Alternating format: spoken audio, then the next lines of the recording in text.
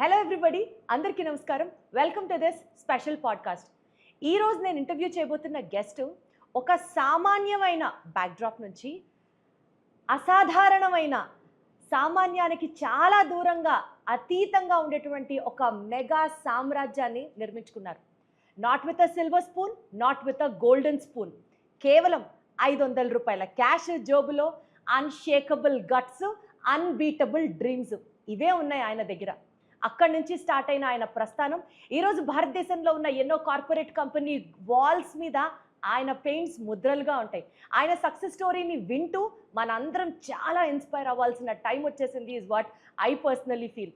To take it forward, meet the man whose every drop of sweat has turned out to be a crores valued worth of empire. ఆయన ఇంకెవరో కాదు, techno paints managing director and the founder person Akuri Srinivas Reddy గారు నాతో ఉన్నారు. Let me take forward. Sir నమస్తే, ఎలా ఉన్నారు sir? బాగున్నాం, చాలా బాగున్నాం. సార్ చాలా గర్వంగా ఉంది నాకు కూడా మిమ్మల్ని ఇంటర్వ్యూ చేయడం. All good sir? గుడ్ అండి అంతా. అసలు మీతో మాట్లాడేటప్పుడు నా ఫస్ట్ క్వశ్చన్ సార్, ఒక విలేజ్ బ్యాక్డ్రాప్ నుంచి దాచేపల్లి మండలంలో ఇక్కడ దగ్గరలో ఉన్న ఒక చిన్న పల్లెటూరు నుంచి హైదరాబాద్కి మీరు ఒక ఆంటర్ప్రూనర్గా స్టార్ట్ అయినప్పుడు మీ జర్నీ, అప్పుడు మీ మైండ్ సెట్ ఏంటి సార్? ఏం చెయ్యాలి అని అనుకోని అసలు వచ్చారు సార్? ఏం నడిచింది మీ బ్రెయిన్లో అప్పుడు? మీ మొత్తం ఫ్లాష్ బ్యాక్ని ఒక 30 సెకండ్స్ జస్ట్ మమ్మల్ని అక్కడికి తీసుకెళ్ళండి సార్. ఓకే, అది ఒక చిన్న విలేజ్. అక్కడ విలేజ్లో మాది ఒక అగ్రికల్చర్ ఫ్యామిలీ. మా ఫాదర్ ఒక అగ్రికల్చర్ రైతుగా ఉండేవారు. అక్కడి నుంచి నా ఎడ్యుకేషన్ కంప్లీట్ అయ్యాక నాకు చిన్నప్పటి నుంచి కూడా ఫ్యాషన్ ఉండేది. అంటే మా ఫ్యామిలీకి ఒక చిన్న బిజినెస్ ఉండేది. ఆ బిజినెస్లో ఏంటంటే మా బ్రదర్ చూసుకుంటూ ఉండేవాడు. అంటే ప్రతి ఇయర్ కూడా చాలా లాసెస్లో రన్ అవుతూ ఉండేది. అప్పుడు చిన్నప్పటి నుంచి నాకు అబ్జర్వేషన్ ఏంటంటే ఆ లాసెస్ అన్నీ కూడా నన్ను ఒక సక్సెస్ఫుల్ బిజినెస్ మ్యాన్గా తయారు చేయడానికి బాగా ఉపయోగపడింది నా కెరీర్కి, ఈరోజు నా కెరీర్కి. ఎందుకంటే మా ఫాదర్ బాగా స్ట్రగుల్ అయ్యేవాడు. మా బ్రదర్ చేసే బిజినెస్లో తను లాసెస్ బాగా ఎవ్రీ ఇయర్ లాసెస్లో కొంత ఎవ్రీ ఇయర్ పొలాలు అమ్ముకోవటం, దీనివల్ల కొంత లాసెస్ బాగా చూస్తూ ఉండేవాడు. దాన్ని నాకు చిన్న ఏజ్ నుంచి బాగా నేను అబ్జర్వ్ చేస్తూ వచ్చేవాడిని. ఎడ్యుకేషన్ మీద అంత నాకు ఇంట్రెస్ట్ కూడా ఉండేది కాదు. స్టార్టింగ్ చిన్న ఏజ్ నుంచి కూడా నాకు బిజినెస్ మీద ఎక్కువ ఇంట్రెస్ట్ ఉండేది. కాలేజీ కంప్లీట్ అయ్యాక నేను హైదరాబాద్లో కొన్ని ఆపర్చునిటీస్ కోసం హైదరాబాద్ వచ్చాను. హైదరాబాద్లో ఒక చిన్న కంపెనీలో ఒక సనత్ నగర్లో ఒక చిన్న కంపెనీలో వర్క్ చేసే ఒక శాండ్ మోసే వర్కర్గా స్టార్ట్ చేశాను నా కెరీర్ని. అక్కడ అది చేస్తూ కొన్ని మంత్స్ అక్కడ చేశాక తర్వాత నా బలమైన కోరిక ఏంటంటే మంచి బిజినెస్ మ్యాన్ అవ్వాలి, సక్సెస్ఫుల్ ఎంటర్ప్రెన్యూర్ అవ్వాలి అనే కోరిక. నా కెరీర్లో మంచి పొజిషన్కి వెళ్ళాలనేది ఆ కోరిక మాత్రం ఒకటి బలంగా ఉండేది నాకు. పెద్ద సొసైటీని చూడలేదు నేను, అప్పటికి పీపుల్స్ని పెద్దగా చూసింది కూడా లేదు. నా ఏజ్ వచ్చేసరికి అప్పటికి 18 ఇయర్స్ ఆర్ 19 ఇయర్స్ ఉండేది. అంత బిజినెస్ చేయాలనే ఒక బలమైన కోరిక మాత్రం ఉండేది, అది ఒకటే ఉండేది నాకు. తర్వాత నాకు ఒక చిన్న ఆపర్చునిటీ లాగా అక్కడ దగ్గరలో ఒక ఎస్టీడీ బూత్ ఒకటి రన్ చేస్తుంటే ఒక ఫ్రెండ్ తను రన్ చేసుకోలేకపోతే దాన్ని నేను రెడ్డి తీసుకొని అది రన్ చేసుకుంటూ ఒక జాబ్ చేసుకుంటూ తర్వాత మళ్ళీ ఒక రైస్ బిజినెస్ కూడా తీసుకున్నాను 19 ఇయర్స్ ఏజ్ అప్పుడు. ఇవన్నీ చేసుకుంటూ వస్తున్నప్పుడు నాకు ఒక చిన్న ఇన్సిడెంట్ అయింది. ఆ ఇన్సిడెంట్లో మొత్తం మళ్ళీ జీరో అయిపోయాను. మొత్తం జాబు పోయింది, నెక్స్ట్ బిజినెస్ పోయింది, ఎస్టీడీ బూత్ పోయింది, నెక్స్ట్ బిజినెస్ 3 దెబ్బతిన్నాయి. అప్పటి వరకు నేను నా మైండ్లో ఒకటే ఉండేది, మంచి బిజినెస్ మ్యాన్ అవ్వాలన్న ఇంట్రెస్ట్ మాత్రం ఉండేది. అప్పటి వరకు ఇట్లా సొసైటీ పీపుల్స్ ఇట్లా ఉంటారు, ఇలాంటి సిచ్యువేషన్స్ వస్తాయి అనేది నాకు అసలు ఆ ఏజ్లో నాకు తెలియలేదు కూడా. Right sir. యాక్చువల్గా 1200 రూపాయలకి మీరు ఒక పెయింటింగ్ కంపెనీలో సూపర్వైజర్గా పనిచేయడం కానీ, మీరు అన్నట్లు ఎస్టీడీ బూత్ నడపడం కానీ, లేదా ఒక మెస్కి మీరు రైస్ సప్లై చేయడం, రైస్ బిజినెస్ చేయడం కానీ, ఇవన్నీ 18-19 ఇయర్స్లో మీరు ఫేస్ చేశారు. అక్కడే ఎదురు దెబ్బలు తినడం కూడా స్టార్ట్ అయింది లైఫ్లో. యాక్చువల్లీ సార్, అంత యంగ్ ఏజ్లో వాల్యూస్ ఆఫ్ లైఫ్ మీకు ఏం తెలిసినాయి సార్ ఆ టైంలో? కొన్ని ఫేస్ చేయలేని ప్రాబ్లమ్స్ ఎదురయ్యాయి ఆ టైంలో నాకు. అంటే అప్పటి వరకు పీపుల్స్ ఇట్లా ఉంటారు, మోసం కూడా చేస్తారు అనే పీపుల్స్ ఇట్లా ఉంటారనేది నాకు అసలు ఐడియా లేదు అసలు నిజంగా. వాళ్ళని మనం సొసైటీలో ఇలాంటి క్యారెక్టర్స్ ఉంటాయని తెలియదు నాకు అప్పటి వరకు. అది నాకు లైఫ్లో బాగా సక్సెస్ అవ్వడానికి బాగా ఉపయోగపడింది. దాని నుంచి బాగా నేర్చుకోగలిగాను. రైట్. దాని నుంచి ఆ ఇన్సిడెంట్తో నేను చాలా నేర్చుకోగలిగాను. ఆ ఇన్సిడెంట్ వల్ల తర్వాత నా ఫ్యామిలీలో కానీ, నా రిలేషన్స్లో కానీ నాకున్న నాకున్న గుడ్ విల్ని ఎలా మళ్ళీ బ్యాడ్ అయ్యాననేది కూడా బాగా బాగా తెలుసుకోగలిగాను. దానివల్ల మా ఫాదరు నా ఫ్యామిలీ ఎంత సఫర్ అయ్యనేది చాలా సఫర్ అయ్యారనేది కూడా బాగా తెలుసుకోగలిగాను నా ఫ్రెండ్ సర్కిల్లో కానీ. మీరేమన్నా ఒక ఎథిక్స్ రూల్ పెట్టుకున్నారా సార్ లైఫ్లో? నేను ఎవరిని ఎప్పటికీ సపోజ్ చీట్ చేయకూడదు, బిజినెస్లో ఎథిక్స్ ఫాలో అవ్వాలి, ఇట్లాంటి రూల్స్ ఏమన్నా మీకు మీరు పెట్టుకున్నారా? బికాజ్ మిమ్మల్ని ఒకళ్ళు చీట్ చేశారు కాబట్టి ఆ టైంలో. నేను నా క్యారెక్టర్ని స్టార్టింగ్ నుంచి, అంటే అది బై మై ఫ్యామిలీ బ్యాక్గ్రౌండ్ నుంచి వచ్చిన క్యారెక్టర్ అది. మా ఫాదర్ చాలా జెన్యున్గా ఉండేవాడు, చాలా నిజాయితీగా, చాలా హానెస్ట్గా ఉండేవాడు. తన నుంచి కొన్ని మంచి క్యారెక్టర్ని అయితే డెవలప్ చేసుకోగలిగాను, అంటే నా విలేజ్లో కానీ నా ఫ్యామిలీ నుంచి కానీ. ఆ క్యారెక్టర్ వల్ల ఏమైందంటే దాన్ని నేను నెగిటివ్ షేడ్లో ఎప్పుడు తీసుకోలేదు. నాకు ఏది జరిగినా కానీ దాని నుంచి నేర్చుకున్నాను, కానీ దాన్ని సేమ్ నేను అప్లై చేయటం అనేది చేయలేదు ఏ రోజు కూడా. ఏ మనిషిని కూడా, ఏ పర్సన్ని కూడా ఇబ్బంది పెట్టాలి, బాధ పెట్టాలి, తన నుంచి చీట్ చేసి నేను డెవలప్ అవ్వాలనే ఆలోచనతో ఎప్పుడు లేను. నేను ఇవ్వగలిగింది ఇవ్వాలి, వాళ్ళకి ఇంకా మంచి చేయాలి, వాళ్ళకి చేసిన దాంట్లోంచి వాళ్ళు డెవలప్ అవ్వాలి, నేను నా కెరీర్కి కూడా డెవలప్ అవ్వాలనే ఆలోచనతో ఉండేవాడిని. ఫస్ట్ నా లైఫ్ని స్టార్ట్ చేసినప్పుడు నేను సక్సెస్ అవ్వాలని నా లైఫ్ని స్టార్ట్ చేశాను. నేను సక్సెస్ అవ్వాలి, నేను నిలబడాలి, నేను కొంత మనీ నేను చేసుకోవాలన్న దాంట్లో నేను స్టార్ట్ చేసిన నా కెరీరు. తర్వాత నా ఫ్యామిలీకి కావాలని తర్వాత అనుకున్నాను. తర్వాత నాతో ఉన్న పీపుల్స్ కావాలి, నాతో ఉన్న పీపుల్స్ అంతా హ్యాపీగా ఉండాలి, వాళ్ళకి నా మీద ఒక ట్రస్ట్ రావాలని పనిచేస్తూ వచ్చాను. ఈరోజు నా ఆలోచన కొంత టైము గడిచాక నాకు నా మైండ్లో జరుగుతుంది ఏంటంటే, టోటల్ పీపుల్స్, అంటే ఈ నేషన్కి కూడా ఒక మంచి సర్వీస్ పార్ట్నర్గా నేను ఎందుకు డెవలప్ చేయకూడదనే ఒక ఆలోచనతో నేను ముందుకెళ్తూ వస్తున్నాను అనమాట. Hats off sir, hats off sir. అయితే 2001లో మీరు టెక్నో పెయింట్ స్టార్ట్ చేశారు. అప్పటికి మ్యానుఫ్యాక్చరింగ్ యూనిట్స్ అన్నది ఐడియాలో లేదు. సో అసలు ఈ మ్యానుఫ్యాక్చరింగ్ ప్లాంట్ కూడా మనమే స్టార్ట్ చేయాలి అన్నది when did it come to picture? యాక్చువల్గా నాకు ఆ ఇన్సిడెంట్ జరిగాక, ఆ ఇన్సిడెంట్ 96 or 97లో జరిగింది. ఆల్మోస్ట్ 97లో మళ్ళీ విలేజ్ వెళ్ళి తర్వాత మళ్ళీ హైదరాబాద్ వచ్చాను నేను. హైదరాబాద్ వచ్చినప్పుడు మళ్ళీ మా ఫాదర్కి చెప్పకుండా ఒక 500 రూపీస్ తీసుకొని ఒక లారీ ఎక్కేసి హైదరాబాద్ వచ్చాను నేను. 500 తీసుకొని వచ్చేసాను ఇక్కడికి. ఎందుకంటే తను అక్కడ అడ్జస్ట్ అవ్వలేకపోయాను. ఎందుకంటే నా లైఫ్లో సక్సెస్ అవ్వాలన్న బలమైన కోరిక ఏం చేసిందంటే, ఒక విలేజ్ నుంచి నువ్వు బయటికి రావాలి, బయటికి వస్తేనే నువ్వు నీ కెరీర్లో మంచి పొజిషన్కి వెళ్ళగలుగుతావని నేను ముందు చూసి వచ్చాను. కాబట్టి అక్కడ కొంచెం ముందే చూసి వచ్చి అక్కడ ఉండలేకపోయాను నేను. మళ్ళీ హైదరాబాద్ వచ్చాక మళ్ళీ జాబ్ని సెర్చ్ చేస్తున్నప్పుడు ఏంటంటే, మా ఒక రిలేషన్ తెలిసిన ఒక కజిన్ దూర ఒక పెయింటింగ్ సూపర్వైజర్గా ఒక ఆపర్చునిటీ వచ్చింది నాకు అక్కడ. సరే చూద్దాం, ట్రై చేద్దాం. నాకు పెయింటింగ్ అంటే తెలియదు యాక్చువల్గా కూడా. అప్పటి వరకు పెయింట్ అంటే అసలు నాకు ఐడియా కూడా లేదు. ఒక పెయింటింగ్ సూపర్వైజర్గా అరవింద ఫార్మాలో ఒక సూపర్వైజర్గా నా కెరీర్ స్టార్ట్ చేశాను. ఆల్మోస్ట్ నేను చింతల్లో ఉండేవాడిని. నేను ఆ యూనిట్ వచ్చేసరికి, యూనిట్ 6 వచ్చేసరికి ఇస్నాపూర్ పాస్మైలారంలో ఉండేది, ఇస్నాపూర్లో ఉండేది అది. ఆల్మోస్ట్ ఒక 3 బస్సెస్ మారి రోజు ట్రావెల్ చేయాల్సి ఉంటుంది. అక్కడ ఒక సూపర్వైజర్ జాయిన్ అయినా, ఒక 1500 రూపీస్ శాలరీకి అక్కడ జాయిన్ అయ్యాను. అక్కడ జాయిన్ అయ్యానే కానీ నా మనసులో ఒక గట్టి ముందు నుంచి కొన్ని బిజినెస్ చేయాలి, నాకంటూ ఒక మంచి కెరీర్ ఉండాలి, మంచి పొజిషన్కి రావాలనేది బలమైన కోరిక ఏం చేసిందంటే, నేను ఎక్కడా కూడా ఎక్కువ కాలం నేను నిలబడనివ్వలేదు. ఎందుకంటే అక్కడికి వెళ్ళాక కూడా నాకు అక్కడికి వెళ్ళినాక నా మైండ్లో ఒక థాట్ అయితే వచ్చింది, ఎందుకో తెలియదు, కానీ అది ఎందుకు వచ్చిందో తెలియదు. ఆ థాట్ ఈరోజు ఈ పొజిషన్కి రావడానికి మెయిన్ రీజన్ అనుకుంటున్నాను. ఏంటంటే, అది అక్కడ జరుగుతున్నప్పుడు అంటే పెయింట్స్ అంటే అప్పటి వరకు ఒక లైమ్ అనేది తెలుసు మనకి, ఇన్ని రకాలైన పెయింట్స్ ఉంటాయని అప్పటి వరకు నాకు కూడా తెలియదు. ఆ ఫ్యాక్టరీకి వెళ్ళి ప్రొడక్ట్ అండ్ అప్లికేషన్ చేస్తున్నప్పుడు నాకు చాలా ఎక్స్పీరియన్స్ వచ్చింది. ఆ ఎక్స్పీరియన్స్ ఏంటంటే, ప్రతిరోజు కూడా నేను తీసుకున్న ప్రోడక్ట్ ఎంత తీసుకున్నాను, దాన్ని ఎంత కాస్ట్ అవుతుంది, నెక్స్ట్ లేబర్ కాంపోనెంట్ ఎంత అవుతుందని ఆ క్యాలిక్యులేషన్ ఎవ్రీడే నా డైరీలో రాసుకోవడం స్టార్ట్ చేశాను ఆ రోజు నేను. ఇది నా కెరీర్కి ఒక మంచి పొజిషన్ తయారు చేయడానికి ఉపయోగపడుతుందని అనిపించింది. ఎందుకు అనిపించింది తెలియదు. అప్పటికి బిల్డింగ్స్లో పెయింట్స్లో కూడా అంత అవేర్నెస్ లేదు. అది కూడా ఒక ఇండస్ట్రీలో కాబట్టి, ఒక ఫార్మాలో కాబట్టి అంత క్వాలిటీ పెయింట్స్ అండ్ చాలా ఇండస్ట్రియల్ పెయింట్స్ యూజ్ చేయడం జరిగింది. కానీ బయట అప్పటికి ఇండస్ట్రీ అంత చిన్న ఇండస్ట్రీ, వెరీ స్మాల్ ఇండస్ట్రీ అప్పటికి. ఇది నా కెరీర్కి మంచి ప్లాట్ఫామ్ తయారు చేసిద్దని ఆ రోజే నేను నమ్మాను. నేను చేసిన క్యాలిక్యులేషన్ ఆ రోజే నేను ఒకటి అనుకున్నాను, ఫ్యూచర్లో నేను ఒక పెద్ద పెయింట్ ఇండస్ట్రీ అయితే నేను పెట్టగలుగుతాను. ఆ రోజే నేను అనుకున్నాను, ఆ రోజే చూశాను ఒక పెద్ద ఇండస్ట్రీ, ఈ కంట్రీలోనే ఒక బిగ్ ఇండస్ట్రీ చేయబోతున్నాను నేను నమ్మాను ఆ రోజు, చిన్న సూపర్వైజర్గా. నా కెరీర్లో. Super sir. అది ఆ రోజు నుంచి నాకు ఎన్ని ఆపర్చునిటీస్ వచ్చినా కానీ, వేరే బిజినెస్ ఆపర్చునిటీస్ వచ్చినా కానీ నేను ఎక్కడా కూడా సెటిల్ దీనికంటే అవ్వలేదు అసలు. అవ్వలేదు. నేను ఉండలేకపోయాను. ఎందుకంటే దట్ ఈస్ మై ఫ్యాషన్. నేను చిన్న ఏజ్లోనే నా ఫ్యాషన్కి ఆ ఫ్యాషన్ బలంగా ఉండబట్టేయేమో మనీ ఎర్నింగ్ కంటే కూడా ఫ్యాషన్ మీద ఎక్కువ ఫోకస్ చేసేవాడిని. అంటే బిజినెస్ మ్యాన్ కంటే కూడా businessman money earning that is different. ఎంటర్‌ప్రెన్యూర్‌గా నేను సక్సెస్ అవ్వాలి, చాలామందికి ఎంప్లాయ్మెంట్ ఇవ్వాలి, నాతో పాటు చాలామంది ఎంటర్‌ప్రెన్యూర్స్ డెవలప్ చేయాలనే ఆలోచన నాకు ఎక్కువగా ఉండేది ఎప్పుడు కూడా. అలా ఒక మ్యానుఫ్యాక్చరింగ్ ప్లాంట్ Yeah, కూడా స్టార్ట్ చేశారు. దాని తర్వాత ఒక 8 months అక్కడ జాబ్ చేశాను నేను. అంతకంటే ఎక్కువ చేయలేకపోయాను.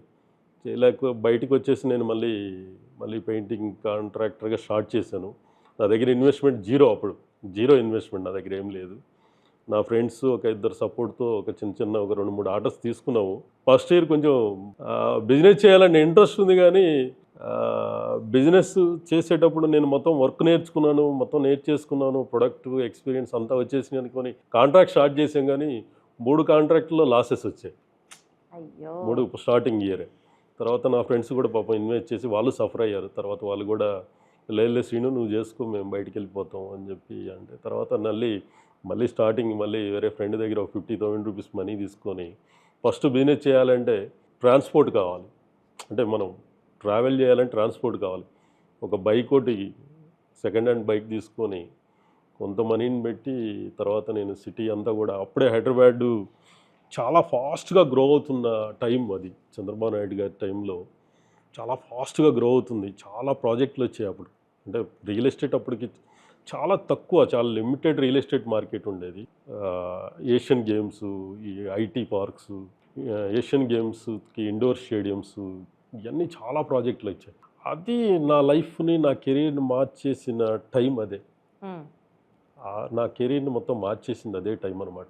ఎందుకంటే అప్పటికి ఇండస్ట్రీలో చాలామంది కాంట్రాక్టర్స్ ఉన్నా కానీ నేను ప్రతిసాట నాకు ఏ ప్రాజెక్ట్ ఇచ్చినా టైమ్లీ డెలివరీ చేయటం, కాస్ట్లో చేయటం, దానివల్ల ప్రతి ప్రాజెక్ట్లో కూడా గవర్నమెంట్లో ఆల్మోస్ట్ ఇప్పుడు మీరు చూస్తున్న ఈ ప్రాజెక్టులు ఐమాక్స్ థియేటర్ నేను చేసింది, ISB Indian school of business, cyber gateway, almost stadiums అన్నీ కూడా మోస్ట్లీ స్టేడియమ్స్ కూడా నేను చేసినాయి.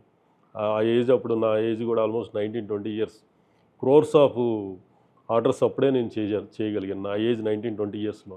అంటే నాకు అంత సపోర్ట్ చేశారు. అంటే ఇతను చాలా బాగా కష్టపడతాడు, ఇచ్చిన ప్రతి పని కూడా డెడికేటెడ్గా టైమ్లీ హ్యాండ్ ఓవర్ చేస్తాడన్న నమ్మకాన్ని తయారు చేసుకోగలిగాను మార్కెట్లో. నేను చేసిన ప్రతి ప్రాజెక్ట్లో నాకు వచ్చే ప్రాఫిట్ చెక్ చేసుకోలేదు ఏ రోజు కూడా.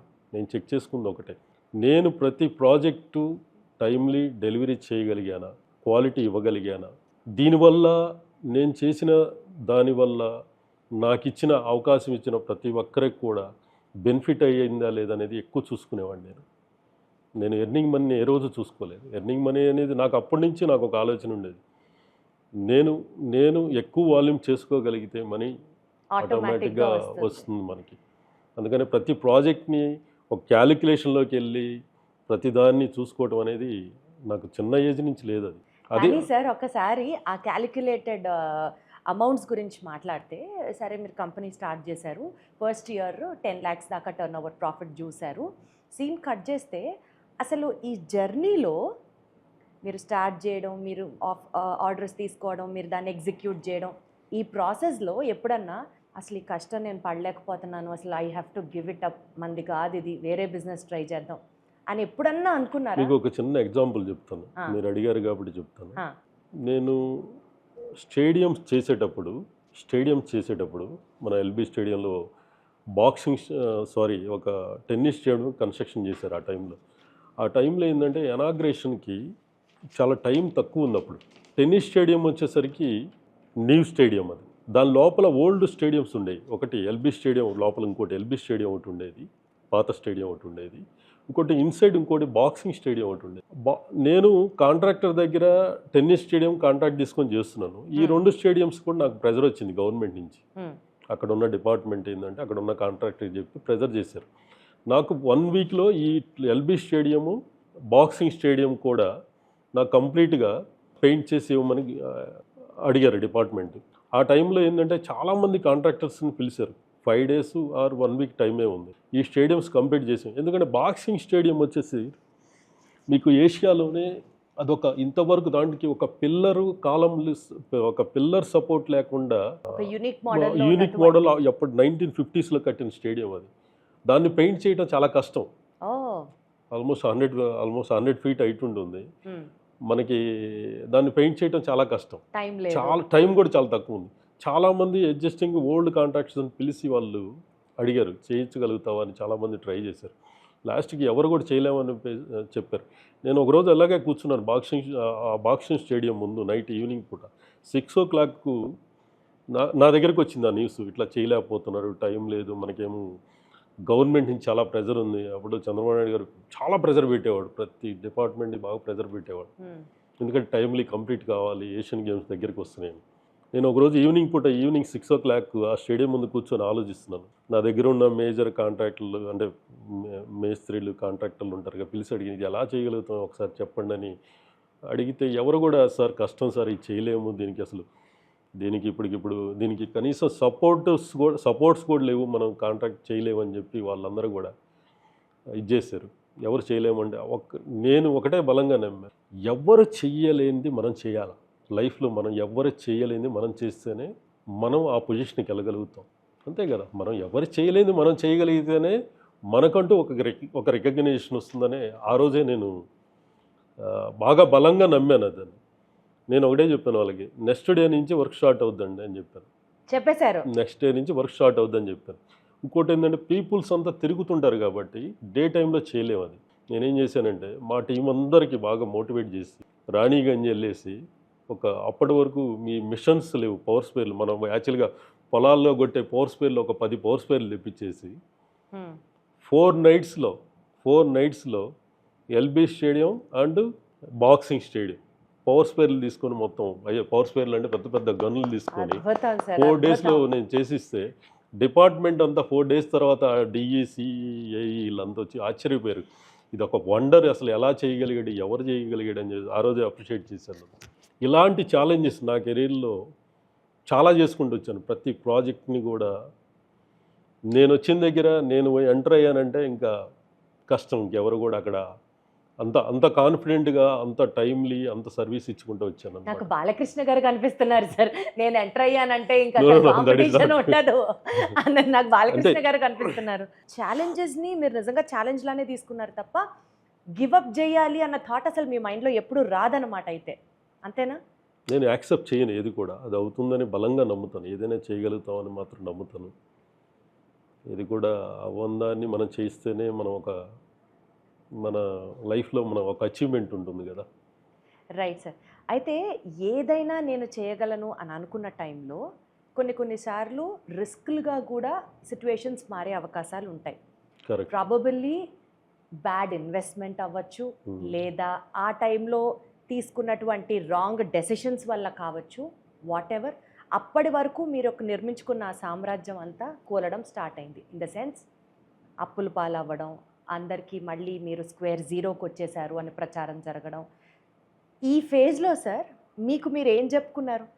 ఎమోషనల్గా మళ్ళీ ఫైనాన్షియల్గా బౌన్స్ బ్యాక్ అవ్వాలి అని అంటే what was your state of mind then? ఎంత రెసిలియంట్గా మీరు ముందుకొచ్చారు చెప్పండి. How did that transformation happen? నేను ఈ సక్సెస్ అవుతున్నప్పుడు, అంటే ఇట్లా ప్రాజెక్టులు చేసుకుంటూ వస్తున్నప్పుడు ఏమైందంటే ఇండస్ట్రీ అంతా ఒక సైడ్ ఉంది, పెయింట్ ఇండస్ట్రీ అంతా ఒక సైడ్ ఉంది, నేను ఇంకొక సైడ్ ఉన్నాను. అప్పటికే మేజర్ కంపెనీస్, మెయిన్ కంపెనీస్ అంతా కూడా రీటైల్ సెగ్మెంట్లో అంటే B2Cలో వాళ్ళు బాగా సక్సెస్ఫుల్గా కంట్రీ అంతా కూడా చేసుకుంటూ వెళ్తున్నారు. నాకేంటంటే నేను చేస్తున్న దగ్గర నుంచి ఏమైందంటే నాకు అప్పటికి ఒక బలమైన కోరిక వచ్చేసింది. నేను కూడా ఆ కంపెనీస్ లాగా ఆ లెవెల్కి వెళ్ళాలన్న మైండ్లో ఒక బలంగా మళ్ళీ ఇంకొక థాట్ ప్రాసెస్ స్టార్ట్ అయింది. వాళ్ళలాగా నేను కూడా కంట్రీలో B2Cలో రీటైల్ నెట్వర్క్ని ఎస్టాబ్లిష్ చేయాలని చెప్పేసి మళ్ళీ 2004-05లో అప్పటి వరకు ప్రాజెక్ట్స్ చేసుకుంటూ వస్తున్నాను. నేను ప్రాజెక్ట్స్లో సక్సెస్ఫుల్ అయ్యి నాకంటూ కొంత ప్రాపర్టీసు అండ్ కొంత బ్యాంక్ బ్యాలెన్సెస్ అండ్ అన్నీ డెవలప్ చేసుకున్నాక 2004-05లో మళ్ళీ ఈ ప్రాసెస్ నా బ్రెయిన్లో ఈ ప్రాసెస్ స్టార్ట్ అయింది. ఈ కంపెనీస్ అన్నీ ఇలా సక్సెస్ అయినాయి కదా, ఇన్ని వేల కోట్లు చేస్తున్నాయి కదా, నేను కూడా అక్కడికి వెళ్ళాలి, నేను కూడా ఆ పొజిషన్కి వెళ్ళాలని మళ్ళీ అక్కడి నుంచి 4-5లో మళ్ళీ రీటైల్ నెట్వర్క్కి వెళ్ళాను. రీటైల్ నెట్వర్క్ అని దట్ ఈస్ డిఫరెంట్. మళ్ళీ అది ఏమైందంటే నేను అప్పటి వరకు చేయని వర్క్ అది. అక్కడ చెయ్యాలనే ఒక బలమైన నమ్మకంతో మాత్రమే ముందుకెళ్ళగలిగాను. ఆ నమ్మకం, నాకు ఎక్స్పీరియన్స్ లేదు, నాకున్న company position, brand position check చేసుకోలేదు, నాకు అంత ఎక్స్పీరియన్స్ లేదు ఆ టైంలో. అగ్రెసివ్గా టీముని తీసేసుకొని మ్యానుఫ్యాక్చరింగ్ యూనిట్స్, ఇంకొక యూనిట్ కూడా స్టార్ట్ చేసి సౌత్ ఇండియా అంతా కూడా టీమ్ని, డిపోస్ని డెవలప్ చేసేసాను 2004-5లో. అది చేసుకొని వస్తూ ఒక 2000 మంది పైగా డీలర్స్ని అపాయింట్ చేసాం. మొత్తం టీంని అపాయింట్ చేసి 2000 మంది పైగా డీలర్స్ని అపాయింట్ చేసాం. అప్పటి వరకు ప్రాజెక్ట్ చేస్తున్న నేను కంప్లీట్గా ప్రాజెక్ట్ స్టాప్ చేసి దీనికి డైవర్ట్ అయిపోయాను. ఇది మేజర్ ఇండస్ట్రీ, 90% ఇండస్ట్రీ ఇక్కడ ఉంది కదా అని చెప్పేసి అక్కడ డైవర్ట్ అయిపోయాను. చేయాలనే ఇంట్రెస్ట్ మాత్రమే ఉంది నాకు. ఆ సెగ్మెంట్లోకి వెళ్ళాలి, నేను సక్సెస్ అవ్వాలి, వాళ్ళలాగా నేను కూడా మంచి పొజిషన్కి వెళ్ళాలి, నా బ్రాండ్ వాల్యూని కూడా అక్కడికి తీసుకెళ్ళాలి, నా ప్రొడక్ట్ని కూడా ఆ సెగ్మెంట్లోకి తీసుకెళ్ళి రీటైల్ని నెక్స్ట్ లెవెల్కి తీసుకెళ్ళాలన్న ఇదిలో వెళ్ళిపోయాను నేను. ఆ టైంలో నాకున్న బ్యాంకర్స్ సపోర్ట్ కావచ్చు, ఫైనాన్స్, నా ఓన్ క్యాపిటల్ కానీ ఇవన్నీ కూడా బాగా సపోర్ట్ చేసాయి. అట్లా చేస్తూ ఒక 2-3 ఇయర్స్ నేను చేశాక ఏమైందంటే, అది అక్కడ జరిగిన ప్రాబ్లం, అక్కడ జరిగిన మిస్టేక్ ఏంటంటే, నాకు అంతా కొత్త, అదంతా కూడా అంతా టీం మీద డిపెండ్ అయ్యి చేశాను. కంప్లీట్గా సేల్స్ అండ్ మార్కెటింగ్ టీం మీద డిపెండ్ అయ్యి చేసుకుంటూ వచ్చాను. ఎందుకంటే వాళ్ళని మీద డిపెండ్ అయ్యి మొత్తం డీలర్స్కి మెటీరియల్ డంప్ చేయటం, తర్వాత అది పేమెంట్స్ రికవరీ అవ్వకపోవటం, తర్వాత బ్యాంక్స్లో కొన్ని ఇయర్స్కి ఏమైపోయిందంటే అవి మన కాడ ఉన్న వర్కింగ్ క్యాపిటల్ అంతా డైవర్ట్ అయిపోయింది, B2Cకి వెళ్ళిపోయింది, రీటైల్కి వెళ్ళిపోయింది.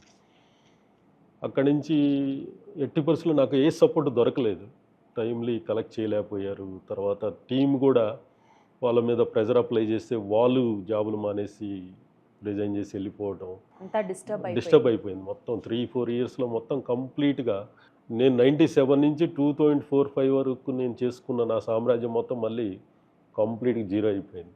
జీరో అవ్వటం, నెక్స్ట్ డెట్ కూడా బ్యాంకుల నుంచి డెట్, వెండర్స్ నుంచి డెట్ పెరిగిపోయింది, బాగా డెట్ పెరిగిపోయింది. నాకు చాలా సఫర్ అయ్యాను అనమాట. దగ్గర ఒక 25 కోట్ల అప్పు, ఆల్మోస్ట్ 20-25 crores వరకు డెట్ వచ్చింది. బ్యాంక్స్ కానీ, నా private investments and private finance కావచ్చు, వెండర్స్ క్రెడిట్స్ కావచ్చు, ఇవన్నీ కూడా ఆల్మోస్ట్ 25 crores వరకు డెట్ అయిపోయింది. నాకు ఇప్పటికీ కొన్ని అసెట్స్ ఉన్నాయి నా దగ్గర, కొన్ని అసెట్స్ అంటే కొన్ని ఉన్నాయి కాబట్టి కొంత నేను ఆ టైంలో నేనేం చేశానంటే మళ్ళీ 2009 వరకు 2008 వరకు బాగా సఫర్ అయ్యాను.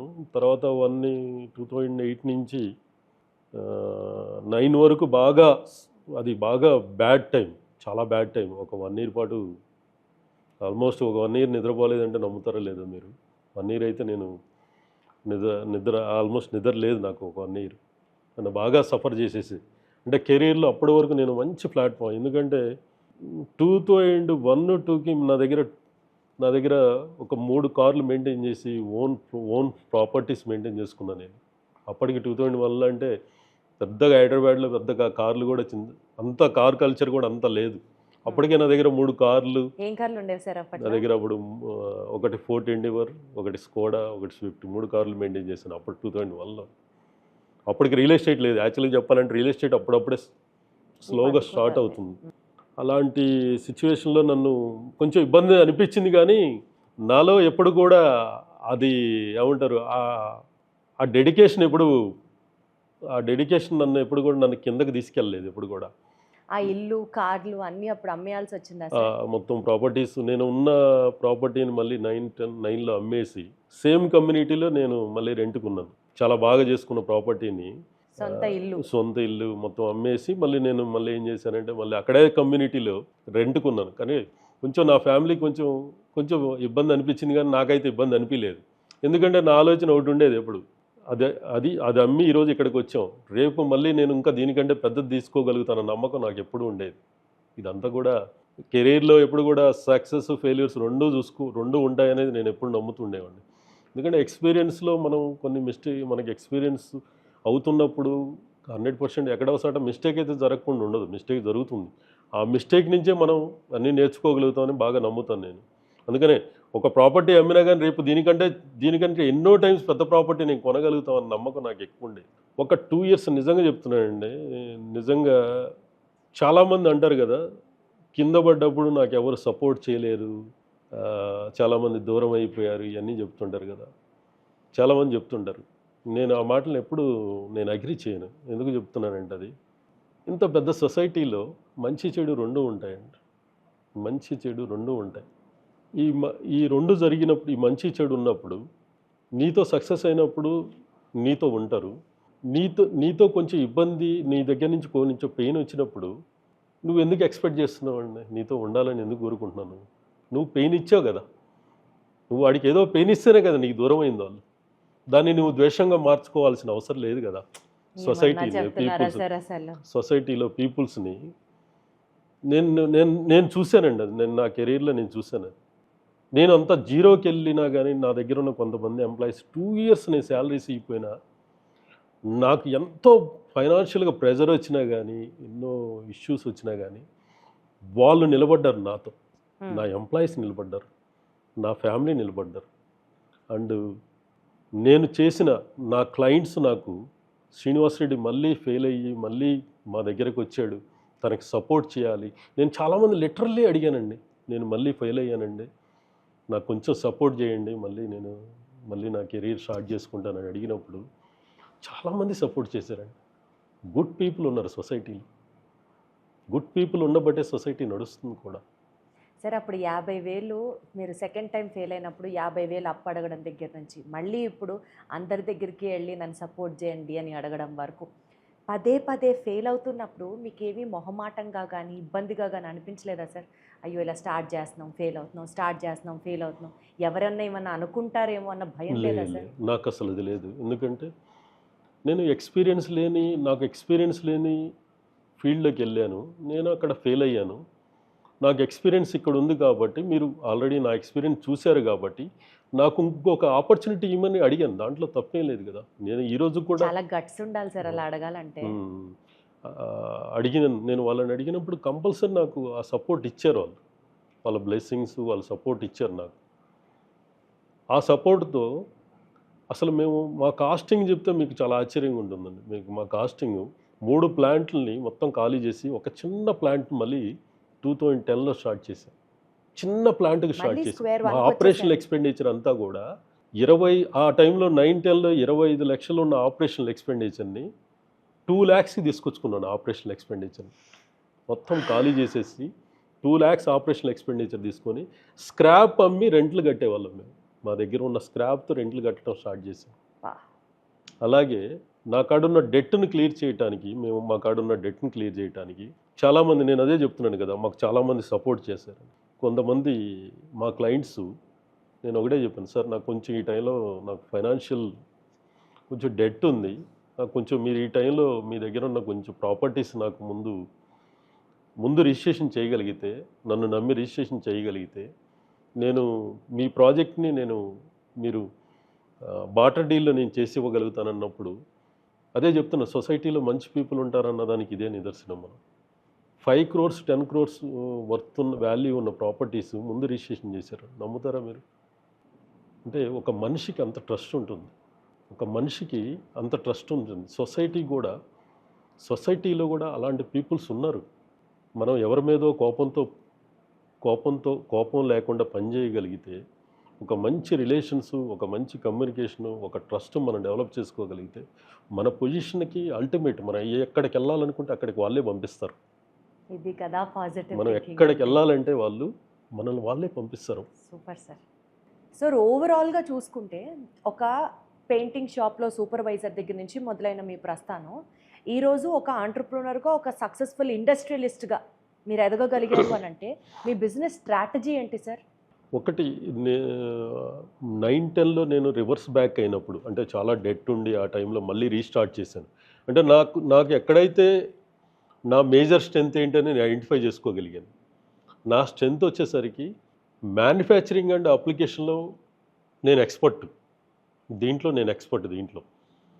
నేను ఆల్రెడీ ప్రూవెన్ రికార్డు ఉంది, నాకు చాలా మంచి రికార్డు ఉంది. 97 నుంచి 2005 వరకు నాకు చాలా మంచి రికార్డు ఉంది. తర్వాత 2005 నుంచి బ్రేక్ అయ్యి దాన్ని బ్రేక్ చేసి నేను రీటైల్కి వెళ్ళినప్పుడు నా సైకిల్ మొత్తం మళ్ళీ కిందకు వచ్చాను నేను. మళ్ళీ 2010లో నేను మళ్ళీ నన్ను నేను చేసుకుంది ఏంటంటే, ఓకే నా కోర్, నా స్ట్రెంగ్త్ ఇది అనేది నేను స్టడీ చేసుకున్నాను. మళ్ళీ అక్కడి నుంచి నేను రీస్టార్ట్ చేసినప్పుడు నేను ఒకటి డిసైడ్ అయ్యాను. నాకు బలంగా నేను నమ్ముకుంది ఒకటే, నేను చేయగలిగితే అప్పటికి మార్కెట్ చాలా ఎక్స్పాండ్ అవుతుంది. అంటే రియల్ ఎస్టేట్ బూమింగ్, విపరీతమైన కన్స్ట్రక్షన్స్ వచ్చేసాయి. బిఫోర్ హైదరాబాద్ వేరు, తర్వాత చాలా మార్పులు జరిగాయి. ఈ ఐటీ కంపెనీస్ చుట్టూ చాలా గ్రోత్ వచ్చేసింది. దాని చుట్టూ రియల్ ఎస్టేట్ బాగా డెవలప్ అయిపోయింది. చాలామంది డెవలపర్స్, చాలా ప్రాజెక్టులు వచ్చాయి. కానీ నాకు చూసింది ఏంటంటే, ఇన్ని ప్రాజెక్టులు వస్తున్నాయి, ఈ ఇన్ని ప్రాజెక్టులు నేను ఎలా పెయింట్స్ అప్లై చేయగలుగుతాను, నేను ఒక్కడిని ఆలోచించాను. నేను ఆలోచించినప్పుడు ఒక థాట్ వచ్చింది నాకు, ఇప్పుడు చేస్తుంది కరెక్ట్ కాదు, నేను అప్పుడు చేసింది దట్ ఈజ్ రైట్, నేను ఇప్పుడు చేయాల్సింది ఏంటనేది మళ్ళీ థింక్ చేయడం స్టార్ట్ చేశాను. అక్కడి నుంచి మళ్ళీ థింక్ చేశాను. నేను చేస్తే 4 ప్రాజెక్టులు అకౌంటబిలిటీ తీసుకుని ఓనర్షిప్ చేయగలుగుతాను. నేను ఒక 4 ప్రాజెక్ట్స్ చేయగలుగుతా, టైమ్లీ చేయగలుగుతాను. 10 ప్రాజెక్ట్స్ తీసుకుంటే నేను ఫెయిల్ అవుతా. నేను మళ్ళీ 10 ప్రాజెక్టులు ఎగ్జిక్యూట్ చేయగలిగితే నేను ఫెయిల్ అవుతా. కానీ నా అంబిషన్ ఇది మొత్తం నాకు కావాలనే అంబిషన్ నాకు ఎక్కువ ఉంటుంది.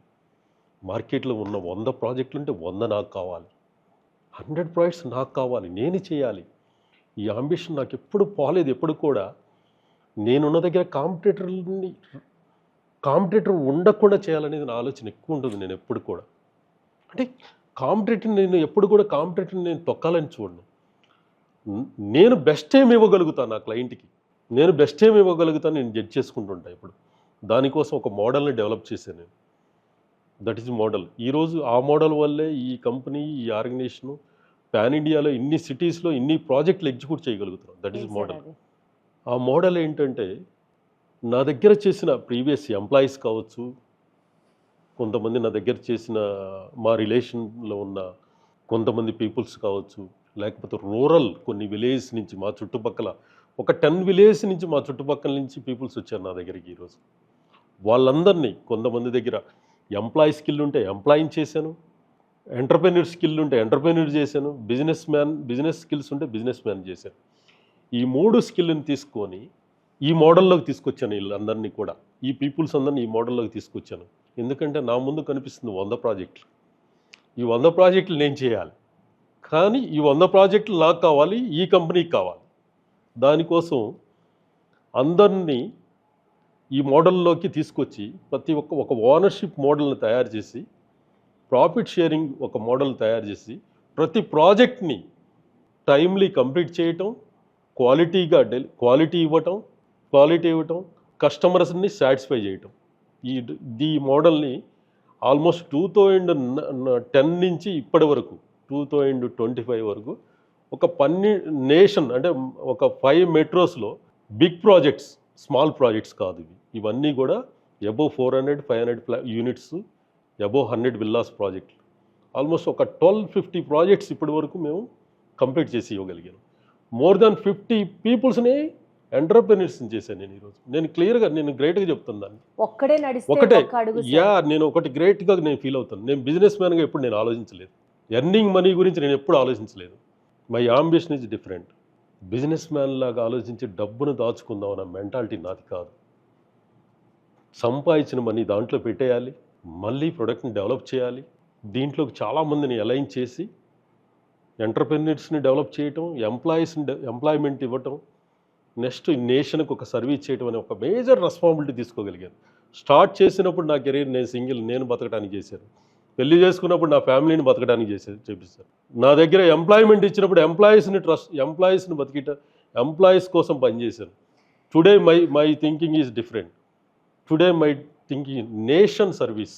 నేషన్లో ఉన్న ఎంతోమంది పీపుల్స్కి ఈరోజు మనం చూస్తే టాటా, బిర్లాలు వాళ్ళు వారసత్వం ఏమి ఇచ్చిపోయారు మనకి? వాళ్ళు వారసత్వం ఇచ్చింది, వాళ్ళు ఒక మేజర్ కొన్ని లక్షల మందికి ఎంప్లాయ్మెంట్ ఇచ్చే కొన్ని కంపెనీస్ని వాళ్ళ వారసత్వం ఇచ్చిపోతున్నారు. సరే, నేను చెప్తున్నానని కాదు, ఒక సోషల్ రెస్పాన్సిబిలిటీని సక్సెస్ స్ట్రాటజీగా మార్చుకున్నటువంటి ప్రాబబుల్లీ ఏకైక పర్సనాలిటీ నేను కలిసిన వాళ్ళలో మీరే కావచ్చు sir. I'm really really really proud of you. And ఈ రకంగా అంటే నేను బాగుపడాలి, నేను డబ్బులు సంపాదించుకోవాలి, నేను ఇంకా కోట్లు కోట్లు బిజినెస్ చేయాలి అని అనుకునే వాళ్ళని సహజంగా మనం వింటూ ఉంటాం. పక్కన వాడు ఎదగాలి, వాడితో పాటు నేను ఎదగాలి, తిరిగి మనం ఏదన్నా సొసైటీకి చేయాలి, అదే నా స్ట్రాటజీ అని అనుకునే వాళ్ళు maybe this is the real success strategy one has to follow ఏమో అనిపిస్తుంటుంది. ఇదేనా సార్ మేబీ మీ డిస్టింగ్విషింగ్ ఫ్యాక్టర్? 1250 కార్పొరేట్ ఆఫీసులు, దగ్గర దగ్గర 26,000 స్కూల్స్ మీరు కంప్లీట్ చేయగలిగారు అని అంటే, మార్కెట్లో ఇంత కాంపిటీషన్ ఉంచుకొని కూడా మీ ఓన్లీ యూనిక్ స్టాండ్అవుట్ పాయింట్ ఏంటి అని అంటే ఇదే చెప్తారా సార్? యాక్చువల్గా ఇప్పుడు ఇండస్ట్రీలో చాలా చేంజ్ వచ్చింది. ఇప్పుడు గ్లోబలైజేషన్ వచ్చాక చాలా ఎంఎన్సీస్, చాలా గ్లోబల్ ప్లేయర్స్ కూడా కంట్రీ చాలా ఇప్పటి వరకు చూసిన గ్రోత్ వేరు, ఇక ముందు నెక్స్ట్ 10 years 15 yearsలో చూడబోయే గ్రోత్ వేరు. చాలా పెద్ద పెద్ద ప్లేయర్స్ ఎంటర్ అవుతున్నారు. ఇలాంటి కంపెనీస్కి, అంటే మాలాంటి కంపెనీస్కి సర్వైబుల్ ఇష్యూ ఉంది ఇక్కడ. దానికోసం మేము ఏం చేస్తున్నామంటే చాలా యూనిక్ బిజినెస్ మోడల్స్ని డెవలప్ చేసుకుంటూ వచ్చాం. యూనిక్ బిజినెస్ మోడల్స్ని ఐడెంటిఫై చేసాం. ఇవన్నీ కూడా నెక్స్ట్ 5 yearsలో ఇవన్నీ డెవలప్ చేసుకుంటూ వెళ్తాం. ఒకటి వచ్చేసరికి మ్యానుఫ్యాక్చరింగ్ అండ్ అప్లికేషన్ ఈ లెవెల్లో ఈ కంట్రీ మొత్తం చేస్తున్న కంపెనీ ఏదైనా ఉందంటే ఇండియాలో టెక్నోపెయింట్స్ ఒక్కటే. కంట్రీలో టెక్నోపెయింట్స్ ఒక్కటే. దిస్ ఈ corporate painting services company in India only. Next government ఇప్పటి వరకు లాస్ట్ 20-25 years నుంచి గవర్నమెంట్ సెక్టార్లో ఎక్కడా కూడా గవర్నమెంట్ బిల్డింగ్స్కి ఇంతవరకు రీపెయింటింగ్ జరగలేదు. మీరు చూసుకోండి 40-50 years. ఈ మార్పు జరుగుతుంది. Education and medical and health government of India కూడా దీనికి చాలా బడ్జెట్స్ ఇస్తుంది. ఇప్పుడు ఇంతకుముందు ఎప్పుడు కూడా పెయింటింగ్ టెండర్స్ ఎప్పుడు రాలేదు. బిల్డింగ్స్ టెండర్స్ వచ్చాయి, ఇరిగేషన్ టెండర్స్ వచ్చాయి, సమ్ డిఫరెంట్ టెండర్స్ వచ్చాయి, కానీ పెయింటింగ్ టెండర్స్ ఇప్పుడు స్టార్ట్ అవుతున్నాయి. అంటే కంట్రీలో ఒక పెద్ద మార్పు జరగబోతుంది. ఈ మార్పుని మేము అబ్జర్వ్ చేసి, మేము ముందే ఐడెంటిఫై చేసి మా యూనిక్ బిజినెస్ మోడల్ని డెవలప్ చేసుకుంటూ వచ్చాం. మా చుట్టూ దీన్ని ఒక అకౌంటబిలిటీ, ఓనర్షిప్ తీసుకోవడానికి కొంతమంది ఎంటర్‌ప్రెన్యూర్స్ని నేషన్ వైడ్గా తయారు చేయబోతున్నాం. ఈ ఆపర్చునిటీస్ అన్నిటిని తీసుకోవాలంటే మేము ఈ స్కీమ్ బాగా ఉపయోగపడుతుంది మాకు. ఈ స్కీమ్ బాగా ఉపయోగపడుతుంది. అంటే ఇప్పుడు ఉన్నటువంటి కాంపిటేటివ్ ప్లేయర్స్ వీళ్ళెవ్వరూ చెయ్యంది టెక్నో పెయింట్స్ చేస్తోందా సార్ ఇన్ ద ప్రాసెస్ అనుకోవాలా? Yeah, definitely. ఎందుకంటే దిస్ ఈజ్ వాళ్ళు ఉన్న సెక్టార్ వేరు, మేమున్న సెక్టార్ వేరు. మేము కంప్లీట్ ఇండస్ట్రీకి ఆపోజిట్ డైరెక్షన్లో వెళ్తున్నాం. ఓకే, ఇండస్ట్రీకి ఆపోజిట్ డైరెక్షన్లో వెళ్తున్నాం. ఇండస్ట్రీ ఒక సైడ్ ఉంది మొత్తం, మేము ఒక సైడ్ ఉన్నాం. మేము డైరెక్ట్గా మ్యానుఫ్యాక్చరింగ్ అండ్ అప్లికేషన్ సర్వీసెస్లో గవర్నమెంట్ అండ్ ప్రైవేట్ సెక్టార్లో ఒక మంచి పొజిషన్కి వెళ్ళబోతున్నాం. మాకు ఆపర్చునిటీ కూడా ఉంది. గవర్నమెంట్ ఆఫ్ ఇండియా ఎలాంటి కంపెనీస్కి ఒక పెద్ద ఆపర్చునిటీ కూడా ఇవ్వబోతుంది. మాకున్న క్రెడెన్షియల్స్ కూడా అట్లా ఉన్నాయి. దానికి సంబంధించినట్లుగా మీ ప్లాంట్ కెపాసిటీస్ కానీ, పాన్ ఇండియా ఎక్స్పాన్షన్ కానీ మీరు అదే స్ట్రాటజిక్ విజన్తో ఉన్నారా? Yeah, definitely. మేము ఆల్రెడీ ఆ ప్రాసెస్ స్టార్ట్ చేసాము. అది జరుగుతుంది ఆల్రెడీ. ఇప్పుడు దాంట్లోనే ఉన్నాము. దానికోసం కొన్ని ఎస్బీఎస్, కొన్ని డిఫరెంట్ ఎస్బీఎస్ కూడా వర్కౌట్ రెడీ చేసి పెట్టుకున్నాం మేము. దీంట్లో కొన్ని ఎస్బీఎస్ రెడీ చేసాం. కార్పొరేట్ అండ్ గవర్నమెంట్ కాకుండా ఫ్యూచర్లో సెకండ్ ఏంటంటే రీటైల్ సెక్టార్ కాకుండా B2B నుంచి రీటైల్ సెక్టార్కి కూడా మేము డెవలప్ అవ్వబోతున్నాం. ఫ్రాంచైజీస్ మోడల్ ఒకటి డెవలప్ చేసుకున్నాం ఇప్పుడు ఆల్రెడీ. థర్డ్ వన్ వచ్చేసరికి ఏఎంసీ ఒకటి డెవలప్ చేయబోతున్నాం. డైరెక్ట్ ఏంటి సార్? సో దట్ అర్థం. ఏఎంసీ అంటే ambience maintenance contract, annual maintenance contract అనేది ఒక టెక్నాలజీ పార్ట్నర్ చూసుకొని కంట్రీ మొత్తం కూడా దీన్ని కూడా ఎక్స్పాండ్ చేయబోతున్నాం.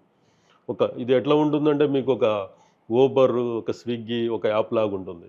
మీరు ఎక్కడో మీ విలేజ్లో కూర్చొని మీ ఇంటికి ఒక వాల్ పెయింట్ చేయాలంటే మా టీం వచ్చి పెయింట్ చేసి వెళ్తారు. That is system. ఆ సిస్టమ్ తీసుకురాబోతున్నాం కంట్రీలో. అలాంటి టెక్నాలజీని ముందే మేము తీసుకురాబోతున్నాం. ఎందుకంటే నేను ఇందా చెప్పాను కదా, ఇండస్ట్రీ అంతా ఒక సైడ్ ఉంటే మేము ఒక సైడ్ ఆలోచిస్తున్నాం. ఇండస్ట్రీ అంతా ఒక సైడ్ ఆలోచిస్తుంటే మేమంతా ఒక సైడ్ ఆలోచిస్తున్నాం. మేము ఐడెంటిఫై చేసాం. దిస్ ఈజ్ మా 100% సక్సెస్ఫుల్ మోడల్. ఇది కూడా దీనికోసం చాలా బిగ్ ప్లాన్స్ తయారు చేసుకున్నాం. అట్లే కాకుండా డెవలప్డ్ కంట్రీస్లో ఏంటంటే అన్ని కంట్రీస్లో కూడా ఏమైంది అంటే ఇప్పుడు మన ఇండియాలో చూస్తే రీటైల్ సెక్టార్ ఎక్కువ ఉంటుంది. B2C చిన్న పెయింట్ షాపులు ఇక్కడ ఉంది. డెవలప్డ్ కంట్రీలు అంతా కూడా బిల్డ్ మార్ట్ అనే ఒక ఎక్స్పీరియన్స్ సెంటర్లు, పెద్ద మార్ట్స్ ఉంటాయి అక్కడ. ఫ్యూచర్లో నెక్స్ట్ ప్లాన్లో మాది అది కూడా ఉంది. మెట్రోస్, Tier 1, Tier 2 సిటీస్లో బిల్డ్ మార్ట్ ఎక్స్పీరియన్స్ సెంటర్లు కూడా తీసుకురావాలనేది మా ఆలోచన. దాంట్లో కూడా మేము ఆల్రెడీ క్లియర్గా దీన్ని తయారు చేసి జనరేషన్స్కి ఇవ్వాలనేది నా ఆలోచన.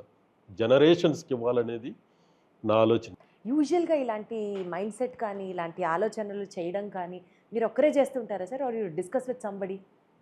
బిజినెస్ పార్ట్నర్స్ ఉంటారా, లేకపోతే అడ్వైజర్స్ ఉంటారా, ఆర్ ఎంత కాదనుకున్న కోర్ ఐడియాలజీ మీదేగా? అంటే మీకు క్లియర్గా ఒకటి ఓపెనింగ్ చెప్తున్నాను నేను. నేను ఎవరిని కలిసినా అంటే ఏ పర్సన్, అంటే ఆ పర్సన్ ఒక పొజిషన్లో ఉన్న పర్సన్ కావచ్చు, లేకపోతే చిన్న ఎంప్లాయీనైనా కానీ, నేను ఫస్ట్ చూసేది వాళ్ళతో మాట్లాడినప్పుడు అతనిలో ఉన్న ఏ పర్సన్ కూడా రిజెక్టెడ్ అనను. ఆ పర్సన్లో ఏముందనేది ఫస్ట్ ఐడెంటిఫై చేయడానికి ట్రై చేస్తాను.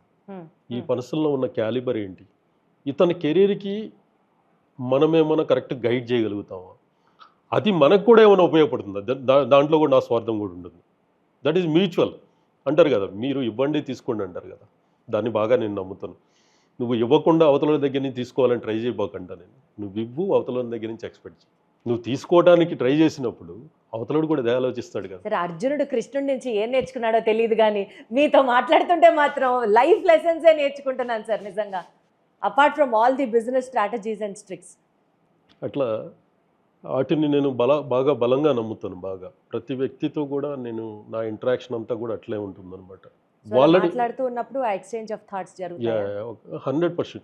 నేను ఇంకొకటి ఏంటంటే, నేను 10 మందిలో ఉండటం కంటే కూడా సింగిల్గా ఎక్కువగా ఉండటానికి ఎక్కువ ట్రై చేస్తుంటాను.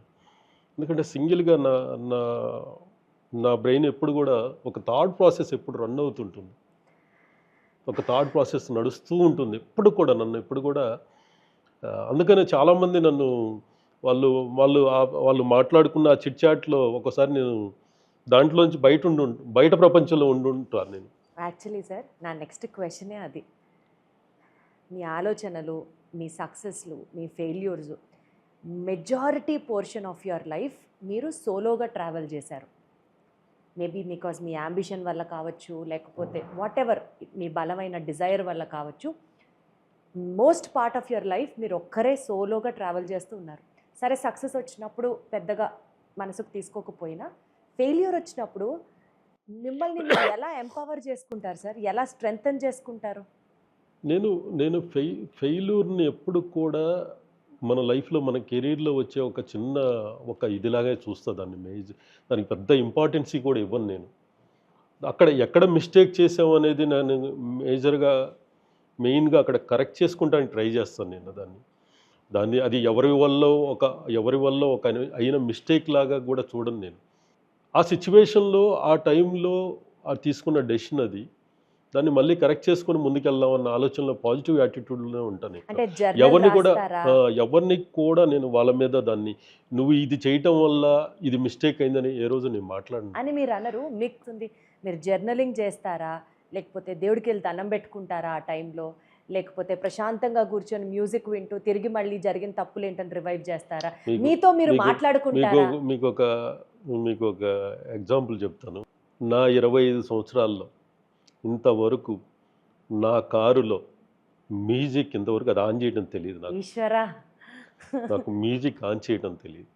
25 ఇయర్స్ నుంచి నేను ఇంతవరకు ఏ రోజు కూడా మ్యూజిక్ని ఎంజాయ్ చేయలేదు. రాసుకుంటారా సార్ డైరీలో? లేదు, రాసే అలవాటు అసలే లేదు. మీతో మీరు మాట్లాడుకుంటారా సార్? ఎందుకంటే 100% నాతో నేను ఎక్కువ మాట్లాడుకునేది నాతో నేనే. అద్భుతం. నాతో నేనే ఎక్కువ మాట్లాడుకుంటాను.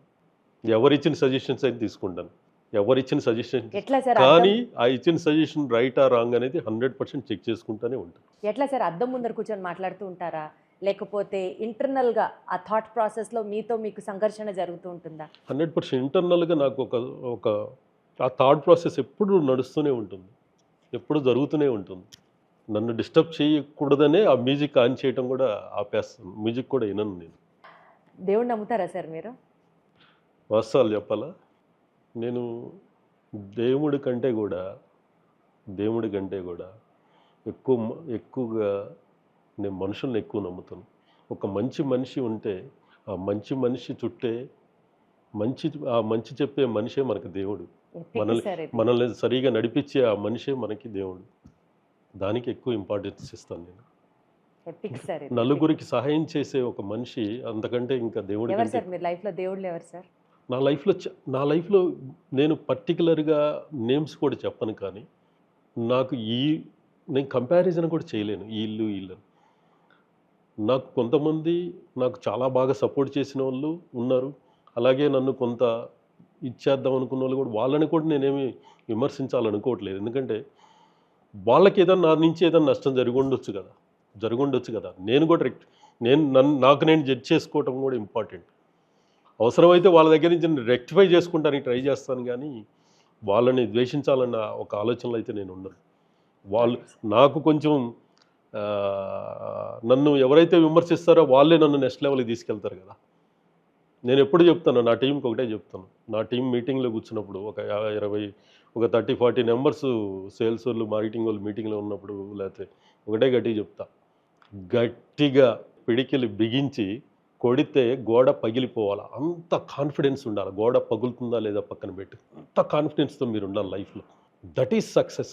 డీవియేషన్స్ అనేది ప్రతి మనిషికి ఉంటాయి. డీవియేషన్స్ లేని మనిషి ఉన్నాడు కదా, అందరికీ ఉంటాయి సమ్ డీవియేషన్. నాకు కూడా ఉంటుంది. హార్మోన్స్ ఇవన్నీ కూడా రియాక్ట్ అవుతూనే ఉంటాయి. వాటిని కంట్రోల్ చేసుకోవటమే మన సక్సెస్. దానికి ఎంత టైం ఇవ్వాలో ఇవ్వండి, అంతేగాని కెరీర్కి నీ సక్సెస్కి టైం ఇవ్వకుండా జనరేషన్ పీపుల్కి చెప్తుంది నేను అదే. నీ కెరీరు నీ సక్సెస్కి టైం ఇవ్వకుండా డీవియేషన్స్ అంటే కొన్ని వాటికి ఎక్కువ ఇంపార్టెన్స్ ఇవ్వటం వల్ల నీ ఫ్యూచర్లో చాలా చాలా నష్టపోతావు. నీ చుట్టూ వాళ్ళంతా నిన్ను చూస్తూ ఉంటారు, నిన్ను ఎగతాళికి చేస్తూ ఉంటారు. నువ్వు ఆ ఛాన్స్ ఎందుకు ఇవ్వాలి? నువ్వు ప్రూవ్ చేసుకో, నీకు టైం వచ్చినప్పుడు ప్రూవ్ చేసుకో. ఇంకెప్పుడు చేసుకుంటావు? ఈరోజు నేను చెప్తున్నాను, ఈరోజు నేను ఏం చెప్తాను, ఈరోజు 15 years back 10 years back 10 floors బిల్డింగ్లు ఎక్కేవాళ్ళం. ఈరోజు ఫస్ట్ ఫ్లోర్ సెకండ్ ఫ్లోర్కి లిఫ్ట్ ఎక్కుతున్నాను నేను. నువ్వు 15 floors ఎక్కే స్ట్రెంత్ ఉన్న రోజు నువ్వు ఎందుకు ఎక్కట్లేదు? ఆ రోజు హార్డ్ వర్క్ చెయ్యి. నీకాడ ఉంది కదా, ఆ టైం ఇచ్చాడు కదా, ఆ టైం ఉంది కదా నీకాడ. ఆ టైం నువ్వు కరెక్ట్గా యూటిలైజ్ చేసుకోమని చెప్తాను. ఇప్పుడు వచ్చే జనరేషన్ పీపుల్కి నేను అబ్జర్వ్ చేసింది, ఇమ్మీడియట్గా ఫాస్ట్గా సక్సెస్ కావాలి. నేను క్లియర్గా చెప్తాను, ఫస్ట్ ఆఫ్ ఆల్ పేషెన్సీ ఉండాలి. మనకి చాలా పేషెన్సీ ఉండాలి. ఒక సక్సెస్ రావడానికి, సక్సెస్ అంత ఈజీగా వస్తే సక్సెస్ అనే వర్డ్ ఎందుకు అంటారు దాన్ని? అది మీనింగ్ఫుల్ వర్డ్ అవుతుంది కదా. సక్సెస్ అనే దానికి అవ్వాలంటే చాలా పేషెన్సీ ఉండాలి. సార్ నెక్స్ట్ జనరేషన్కి అడ్వైజెస్ అన్నీ లాస్ట్లో స్టోర్ చేసుకున్నాను సార్. బట్ ఇప్పుడు మీరు ఇచ్చిన లీడ్స్లోంచి నాకు 2 questions వస్తున్నాయి. I have to ask. సరే, ఫస్ట్ సార్, మీరింత ఎదగడానికి కారణం డెఫినెట్లీ మీ వెనకాల ఉన్నటువంటి టీమ్ సపోర్ట్.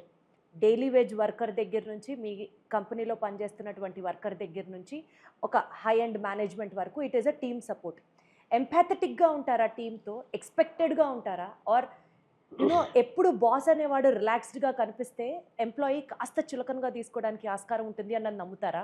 లేదా ఎవ్రీ మినిట్ ఫోకస్డ్గా, మోటివేటెడ్గా వర్క్ అని మీరే ఒక ఓపెన్ ఎన్సైక్లోపీడియా, మీ లైఫే ఒక ఓపెన్ మోటివేషన్ బుక్, ఏ రకమైన బాస్ చూస్తారు సార్ మీలో మీ ఎంప్లాయీస్ అందరూ? మీకు బిఫోర్ ఒక ఎగ్జాంపుల్ చెప్పాను. 25 years నుంచి నేను మ్యూజిక్ ఆన్ చేయలేదని చెప్పాను. ఒక్కసారి ఆఫీస్ అట్మాస్ఫియర్లోకి వెళ్ళినప్పుడు నేను ఎలా ఉంటాను అంటే ఉగ్ర నరసింహుడు లాగా ఉంటారా? ఎలా ఉంటాను మీరు ఆలోచించండి. 100% ఫోకస్డ్గా, ఎటువంటి డీవియేషన్ లేకుండా సీరియస్గానే ఉంటాను. సీరియస్గానే ఉంటాను. మళ్ళీ ఆ ఫ్రెండ్లీ ఆ అట్మాస్ఫియర్ వచ్చినప్పుడు దాంట్లో వాళ్ళతో నేను మింగిల్ అవుతాను. దానికి ఏం ప్రాబ్లం ఉండదు. లంచ్ టైంలో కానీ, లేకపోతే బయటికి వెళ్ళినప్పుడు కానీ వాళ్ళతో మింగిల్ అవుతాను. అది కూడా క్యాలిక్యులేటెడ్గా. క్యాలిక్యులేటెడ్, దాన్ని కూడా టైం చూసుకొని అవుతాను. బాబోయ్, రైట్. ఇందాక మీరు అన్నారు చూసారా, పిడికిలు బిగించి గోడను పగలగొడితే మొత్తం పగలాల్సిందే. నాకు ఒక్క క్షణం అతడు సినిమాలో మహేష్ బాబు కనపడ్డాడు సార్. దాన్ని యాక్చువల్గా నేను సినిమా డైలాగ్ లాగా అయితే చెప్పలేదు. దాన్ని నేను ఇప్పుడు వచ్చే జనరేషన్స్కి అది ఒక అంత కాన్ఫిడెన్స్ ఉండాలి. చాలా టాలెంటెడ్ ఇప్పుడున్న జనరేషన్స్. వాళ్ళకి ఇప్పుడు నేర్చుకోవడానికి చాలా ఛాన్స్ ఉంది. ఇప్పుడు ఇప్పుడు మార్కెటింగ్ టూల్స్ కావాలన్నా, లేకపోతే పర్సనాలిటీ డెవలప్మెంట్ కావాలన్నా, సక్సెస్ కావాలన్నా, లేకపోతే మోటివేషన్ కావాలన్నా, ఏది కావాలంటే అది దొరుకుతుంది. నేను హైదరాబాద్ వచ్చిన కొత్తలో మాకు ఏమీ దొరికేది కాదు కదా. విజయానికి 5 మెట్లు ఎండమూరి వీరేంద్రనాథ్ బుక్ ప్రతి పాటు తీసుకెళ్ళి సంవత్సరం పాటు 2 ఇయర్స్ పాటు చదువుతూ ఉండేవాడిని. పేజీ మడిచిపెట్టి మళ్ళీ ఎవ్రీ పేజీ మళ్ళీ మిస్ అవుతామని. ఈరోజు అట్లా లేదు కదా. ఈరోజు ఇప్పుడు వచ్చిన జనరేషన్స్కి వాళ్ళు సక్సెస్ అవ్వాలంటే వాళ్ళకంతా దొరుకుతుంది ఇప్పుడు. వాళ్ళ జర్నీని ఎక్కడ స్టార్ట్ చేయాలి అనేది కూడా వాళ్ళకి తెలుస్తుంది. మాకు జర్నీ కూడా నా జర్నీ కావాలని పెయింట్ సూపర్వైజర్గా అయితే జాయిన్ అవ్వలేదు కదా. ఇప్పుడు వచ్చే జనరేషన్కి ఏం చేయాలనుకుంటే వాళ్ళకి క్లియర్గా దొరుకుతుంది వాళ్ళకి. అంటే అలాంటి టెక్నాలజీ ఇప్పుడు వచ్చింది కదా మన దగ్గర. Totally agreed sir. బట్ నేను అడగబోయే క్వశ్చన్ ఏంటంటే, టెక్నో పెయింట్స్కి star ambassador, star campaigner Mahesh Babu గారు. సో మహేష్ బాబు గారిని మీరు పెట్టడం అనేది అప్పట్లో కొంతమంది అన్నారట కదా, అంత రిస్క్ తీసుకోవడం అవసరమా అని. విన్నాను, ఇది కరెక్టో కాదో మీరే చెప్పాలి. క్యాలిక్యులేటెడ్ రిస్కా లేకపోతే మీ పర్సనల్ చాయిసా, మీరు అభిమాన మహేష్ బాబు గారికి? చెప్తాను నేను. ఇప్పుడు నన్ను ఇంత ఇంటర్వ్యూ చేశాక మీకు తెలిసిందేంటి, మీకు మ్యూజిక్ అసలు వినరు, అసలు వేరే యావిగేషన్స్ ఏమి ఉండవు. మీకు మీరు అర్థం చేసుకుని మీకు ఆల్రెడీ అర్థం చేసుకుని ఉంటారు. నేను ఏ పని చేసినా నెంబర్ 1గా ఉండాలి. టెక్నో పెయింట్స్కి రైట్ చాయిస్. ఆయనకున్న గ్లామర్ కావచ్చు, ఆయనకున్న ఫ్యామిలీ, దానివల్ల ఆయన్ని సెలెక్ట్ చేసుకున్నాం మేము. ఆయన్ని చేసుకున్నప్పుడు చాలా ఎందుకంటే సౌత్ ఇండియాలో కూడా మీకు ఆల్మోస్ట్ చూస్తే ఇండస్ట్రియల్ ప్రొడక్ట్ సైడ్ ఆయన చాలా తక్కువే చేశారు ఆయన. దాంట్లో మహా అయితే 4-5 బ్రాండ్స్లో మేము ఒకళ్ళు. మేము దానికి చాలా గ్రేట్గా ఫీల్ అవుతున్నాం మేము దానికి కూడా. సార్, ఇప్పటి వరకు పెయింటింగ్ ఇండస్ట్రీ అంటే దానికి సంబంధించినటువంటి గ్లామర్ గురించే మాట్లాడుకున్నాం. సీన్ కట్ చేస్తే డార్క్ రియాలిటీస్ కూడా ఉంటాయి sir. For example, world wide మాట్లాడుతున్నాను సార్, నేను గ్లోబలీ మాట్లాడుతున్నాను. పెయింటింగ్ ఇండస్ట్రీలో కొన్ని హిడెన్ ఛాలెంజెస్ ఉండొచ్చు, లేకపోతే సెక్టర్స్ కొన్ని ఆథరైజ్డ్గా, రెగ్యులేటెడ్గా లేని సెక్టర్స్ ఉండొచ్చు. ఎస్పెషల్లీ మార్జిన్స్ విషయంలో కూడా చాలా తక్కువ మార్జిన్స్ ఉండడం, అది కొంచెం కష్టంగా ఉండుండొచ్చు. ఇలాంటి డార్క్ రియాలిటీస్ గురించి మీరు ఎలా రియాక్ట్ అవుతారు సార్? అంటే దీన్ని రెగ్యులేట్ చేయాలి అని మీకు ఎప్పుడైనా అనిపిస్తుందా? యాక్చువల్గా నాకు అంటే నేను పెయింట్ ఇండస్ట్రీ అనేది ఆర్గనైజ్డ్గా ఉంది. పెయింట్ ఇండస్ట్రీ అనేది ఆర్గనైజ్డ్ ఇండస్ట్రీ. కానీ పెయింట్ సర్వీసెస్ అంటే పెయింట్ అప్లికేషన్ ఇండస్ట్రీ అనేది అన్ఆర్గనైజ్డ్ సెక్టార్గా ఉంది. ఆ విషయంలో నేను చాలాసార్లు బాధపడ్డాను దాన్ని. ఆ విషయంలో ఎందుకో తెలియదు కానీ పెయింట్ ఇండస్ట్రీస్ బ్రహ్మాండంగా చాలా బాగా సక్సెస్ అవుతున్నాయి. వాళ్ళ గ్రోత్ చాలా బాగుంటుంది. చాలా బాగా గ్రోత్ అవుతున్నాయి కంపెనీస్. ఎందుకంటే ఇండస్ట్రీ కూడా ఇప్పుడు ఇండియాలో కూడా అర్బనైజేషన్ జరుగుతుంది మొత్తం కూడా. ఇప్పుడు అర్బనైజేషన్ అంటే చిన్న విలేజెస్ కూడా అర్బనైజేషన్ షిఫ్ట్ అవుతున్నాయి. అంటే మంచి హౌసెస్ కట్టుకోవడం, మంచి పెయింట్ సప్లై చేసుకోవటం, వాళ్ళ లైఫ్ స్టైల్ మారుతూ వస్తుంది. కంట్రీలో చాలా పెద్ద చేంజ్ జరుగుతుంది. దాంతోపాటు ఇండస్ట్రీ కూడా బాగా పెరుగుతూ వస్తుంది. ఎందుకంటే మేజర్ ప్లేయర్స్ కూడా వస్తున్నారు కంట్రీలోకి. నెక్స్ట్ నేను బాగా బాధపడుతున్నది ఒకటే. ఎందుకంటే నా కెరీర్ స్టార్టింగ్ ఒక సూపర్వైజర్గా స్టార్ట్ అయ్యా కాబట్టి ఇంతవరకు ఈ ఇండస్ట్రీ అంటే అప్లికేషన్ ఇండస్ట్రీ కూడా ఆర్గనైజ్డ్గా మారితే బాగుంటుందని మై డ్రీమ్. అంటే నాకు మంచి మారాలని నేను బాగా ఆలోచిస్తుంటా ఇప్పుడు కూడా. చాలా కరెక్ట్ సార్. ఎస్పెషల్లీ మీరు అన్నట్లు ఆ అప్లికేటర్స్ అన్న పదం మీరు ఏదైతే వాడారో, ఈ పెయింటింగ్ ఇండస్ట్రీలో వాళ్ళని లాస్ట్ మైల్ వారియర్స్ అని అంటారు. ఎందుకు అంత ఘనంగా అంటారంటే, నిజంగా కూడా ఒక టాక్ నడుస్తుంది సార్ భారతదేశంలో. ఎస్పెషల్లీ ఈ లాస్ట్ మైల్ వారియర్స్ అప్లికేటర్స్ సరిగ్గా చెయ్యని దానివల్ల పెయింట్ క్వాలిటీ ఎంత బాగున్నా సరే ఒక కస్టమర్కి సాటిస్ఫాక్షన్ లెవెల్ రీచ్ అవ్వలేకపోతున్నారు. వీళ్ళకి సంబంధించి ఒక ఫార్మల్ ట్రైనింగ్ ప్రొసీజర్స్ లేవు అన్నది ఒక లోట్ అయితే ఉంది, ఒక డెఫిసిట్ అయితే ఉంది. దీన్ని స్పెసిఫిక్గా మీ కంపెనీ ఏమైనా టేకప్ చేసే ఆలోచన? దాన్ని నేను అడ్రస్ చేస్తానంటే నా ఒక్క కంపెనీ కోసం నేను ఇది అడ్రస్ చేయట్లేదు. నేను ముందే చెప్పాను కదా, మీకేం చెప్పానంటే దీన్ని ఆర్గనైజ్డ్గా మారితే అందరికీ బాగుంటుంది, హెల్తీగా ఉంటుంది ఆర్గనైజేషన్ అని. దీన్ని ఎట్లా చేశారంటే పెయింట్ అప్లికేషన్ని చాలా కంపెనీస్ ఎట్లా ప్రొజెక్ట్ చేసినాయి అంటే, ప్రొడక్ట్ని సేల్ చేసుకోవటానికి ఒక కాస్ట్ని ఫిక్స్ చేసేసి అప్లికేషన్ ఛార్జ్ ఇంత, మెటీరియల్ కాస్ట్ ఇంత అని చెప్పేసి చాలామందికి ఒక ప్రైజ్ కోట్ ఇవ్వటం. అదేమవుతుందంటే బియాండ్ దట్ ఒక టైం గడిచాక, ఒక సంవత్సరంన్నర గడిచాక ప్రాజెక్ట్ డెలివరీ చేయడానికి ఆ కాస్ట్ పెరిగిపోతుంది. అక్కడ కాస్ట్ చాలా చేంజ్ అయిపోతుంది. వీళ్ళు ఏం చేస్తారంటే ఈ కంపెనీస్ వాళ్ళు ప్రొడక్ట్ అమ్ముకోవడానికి ప్రోడక్ట్ సేల్ చేసుకోవడానికి నా స్క్వేర్ ఫీట్ ఇంత కవరేజ్ వస్తుంది, నా ప్రోడక్ట్ పుట్టి ఇంత కవరేజ్ వస్తుంది, ప్రైమర్ ఇంత కవరేజ్ వస్తుంది, పెయింట్ ఇంత కవరేజ్ వస్తుందని ఒక క్యాలిక్యులేషన్ ఇస్తున్నారు. అది అది ఎవరిస్తున్నారు అది ఎవరిస్తున్నారు అది ఎవరివ్వాలి అది ఎవరివ్వాలి ఇప్పుడు మనం జనరల్గా ఎగ్జాంపుల్ ఒక ఒక వంట చేసే చెఫ్ ఉన్నాడు అనుకోండి, వాడికి వెజిటేబుల్స్ ఎట్లా కట్ చేసుకోవాలి, దాంట్లో ఆయిల్స్ ఎంత వాడాలి, దాంట్లో ఆయిల్ ఎంత వాడాలి, మసాలాస్ ఏం చేయాలి, ఫైనల్గా కుక్ ఎంత బాగా రావాలనేది దాన్ని డిజైన్ చేసుకుంటాడు. కానీ ఇక్కడ ప్రైస్ కోట్ ఎవరిస్తున్నారండి? ఇక్కడ ఈ ఇండస్ట్రీని ఎవరిస్తున్నారండి కోట్? ఇది అప్లికే అదే నేను చెప్తుంది, ఆ చెఫ్ ఇస్తే దాన్ని ఫాలో అవ్వాలి, చెఫ్ ఇస్తే ఫాలో అవ్వాలి. కానీ ఇక్కడ అప్లికేటర్ ఇవ్వట్లేదు, దాని కాస్ట్ కంపెనీస్ వెళ్ళి ఇస్తున్నాయి. ఇక్కడ కంపెనీస్ వెళ్ళి ఇవ్వటం వల్ల ఈరోజు కాంట్రాక్టర్స్ ఇంతవరకు నాతో పాటు కెరీర్ స్టార్ట్ చేసిన ఏ కాంట్రాక్టర్ కూడా సక్సెస్ అయింది లేదు, సక్సెస్ అయింది లేదండి. ఇండస్ట్రీని బతికేయటం కూడా చాలా ఇంపార్టెంట్ కదా. నేను అదే చెప్తున్నాను, నువ్వు బతకటం కాదు, నీతో పాటు నలుగురిని బతికిచ్చు. కానీ ఇంకోటి తెలుసా, ఇంకొకటి కూడా నేను క్లియర్గా చెప్తున్నా, వీళ్ళు ప్రైజ్ తీసుకొని బెస్ట్ ప్రైజ్ తీసుకొని ఇచ్చామని కాంట్రాక్ట్ ఇచ్చి ఈరోజు వాళ్ళు ఎంత సఫర్ అవుతున్నారో నాకు కూడా తెలుసు. ఎందుకంటే ప్రైజ్ ఆ కాస్ట్లో ఆ బడ్జెట్లో ఎక్కడ మ్యాచ్ అవ్వట్లేదు. ఫైనల్గా ఒక ప్రాజెక్ట్ ఒక 1 year 6 months డిలే అయితే ఒక డెవలపరు, ఒక బిల్డరు, ఒక ప్రాజెక్ట్ది దాని కాస్ట్ ఓవర్ హెడ్ ఎంత పెరుగుతుందండి? ఆపరేషనల్ కాస్ట్ ఎంత పెరుగుతుంది? ఆ ప్రాజెక్ట్లో ఆపరేషన్ కాస్ట్ ఒక పెయింటింగ్ వల్లే ఎవ్రీ ప్రాజెక్ట్ డిలే అవుతుంది. మీరు చూసుకోండి, మీరు ఒక హౌస్ కట్టుకున్నా కానీ మీరు ఒకసారి స్టడీ చేయండి, మిగతా వర్క్స్ అన్నీ కూడా టైంకి అవుతాయి, ఇది అవ్వదు. ఎందుకంటే ఒక సర్ఫేస్ ప్రిపరేషన్ దగ్గర నుంచి సూటబుల్ స్పెక్ దగ్గర వరకు నెంబర్ ఆఫ్ కోడ్స్ అప్లై చేయాలంటే డిపెండింగ్ ఆన్ ఆల్ వెండర్స్. దానివల్ల ప్రాజెక్ట్ పెయింటింగ్ డిలే అవ్వటం వల్ల కాస్ట్ ఓవర్ రన్ అవ్వటం వల్ల ఆ ప్రాజెక్ట్ కాంట్రాక్టర్ చాలా లాస్ అయిపోతున్నాడు ఇక్కడ. కానీ డెవలపర్ ఏమనుకుంటున్నాడు, నేను తక్కువ ప్రైజ్లు ఇచ్చేసే కదా. ఈ బిల్డర్స్ ఏమనుకుంటారంటే, నేను నా ప్రాజెక్ట్ని బ్రాండ్ చెప్పను, ఒక కంపెనీ వాడు మీకంటే చాలా తక్కువ ప్రైజ్ ఇచ్చేసాడు కదా, వాడికి ఇస్తున్నా నేను అంటారు. నేను అదే చెప్పాను, చిన్న ఎగ్జాంపుల్ ఏం చెప్పానంటే, ఒక చెఫ్ చేయాల్సిన పని, ఒక అప్లికేటర్ చేయాల్సిన పని ఒక కంపెనీ ఎట్లా చేస్తుందండి?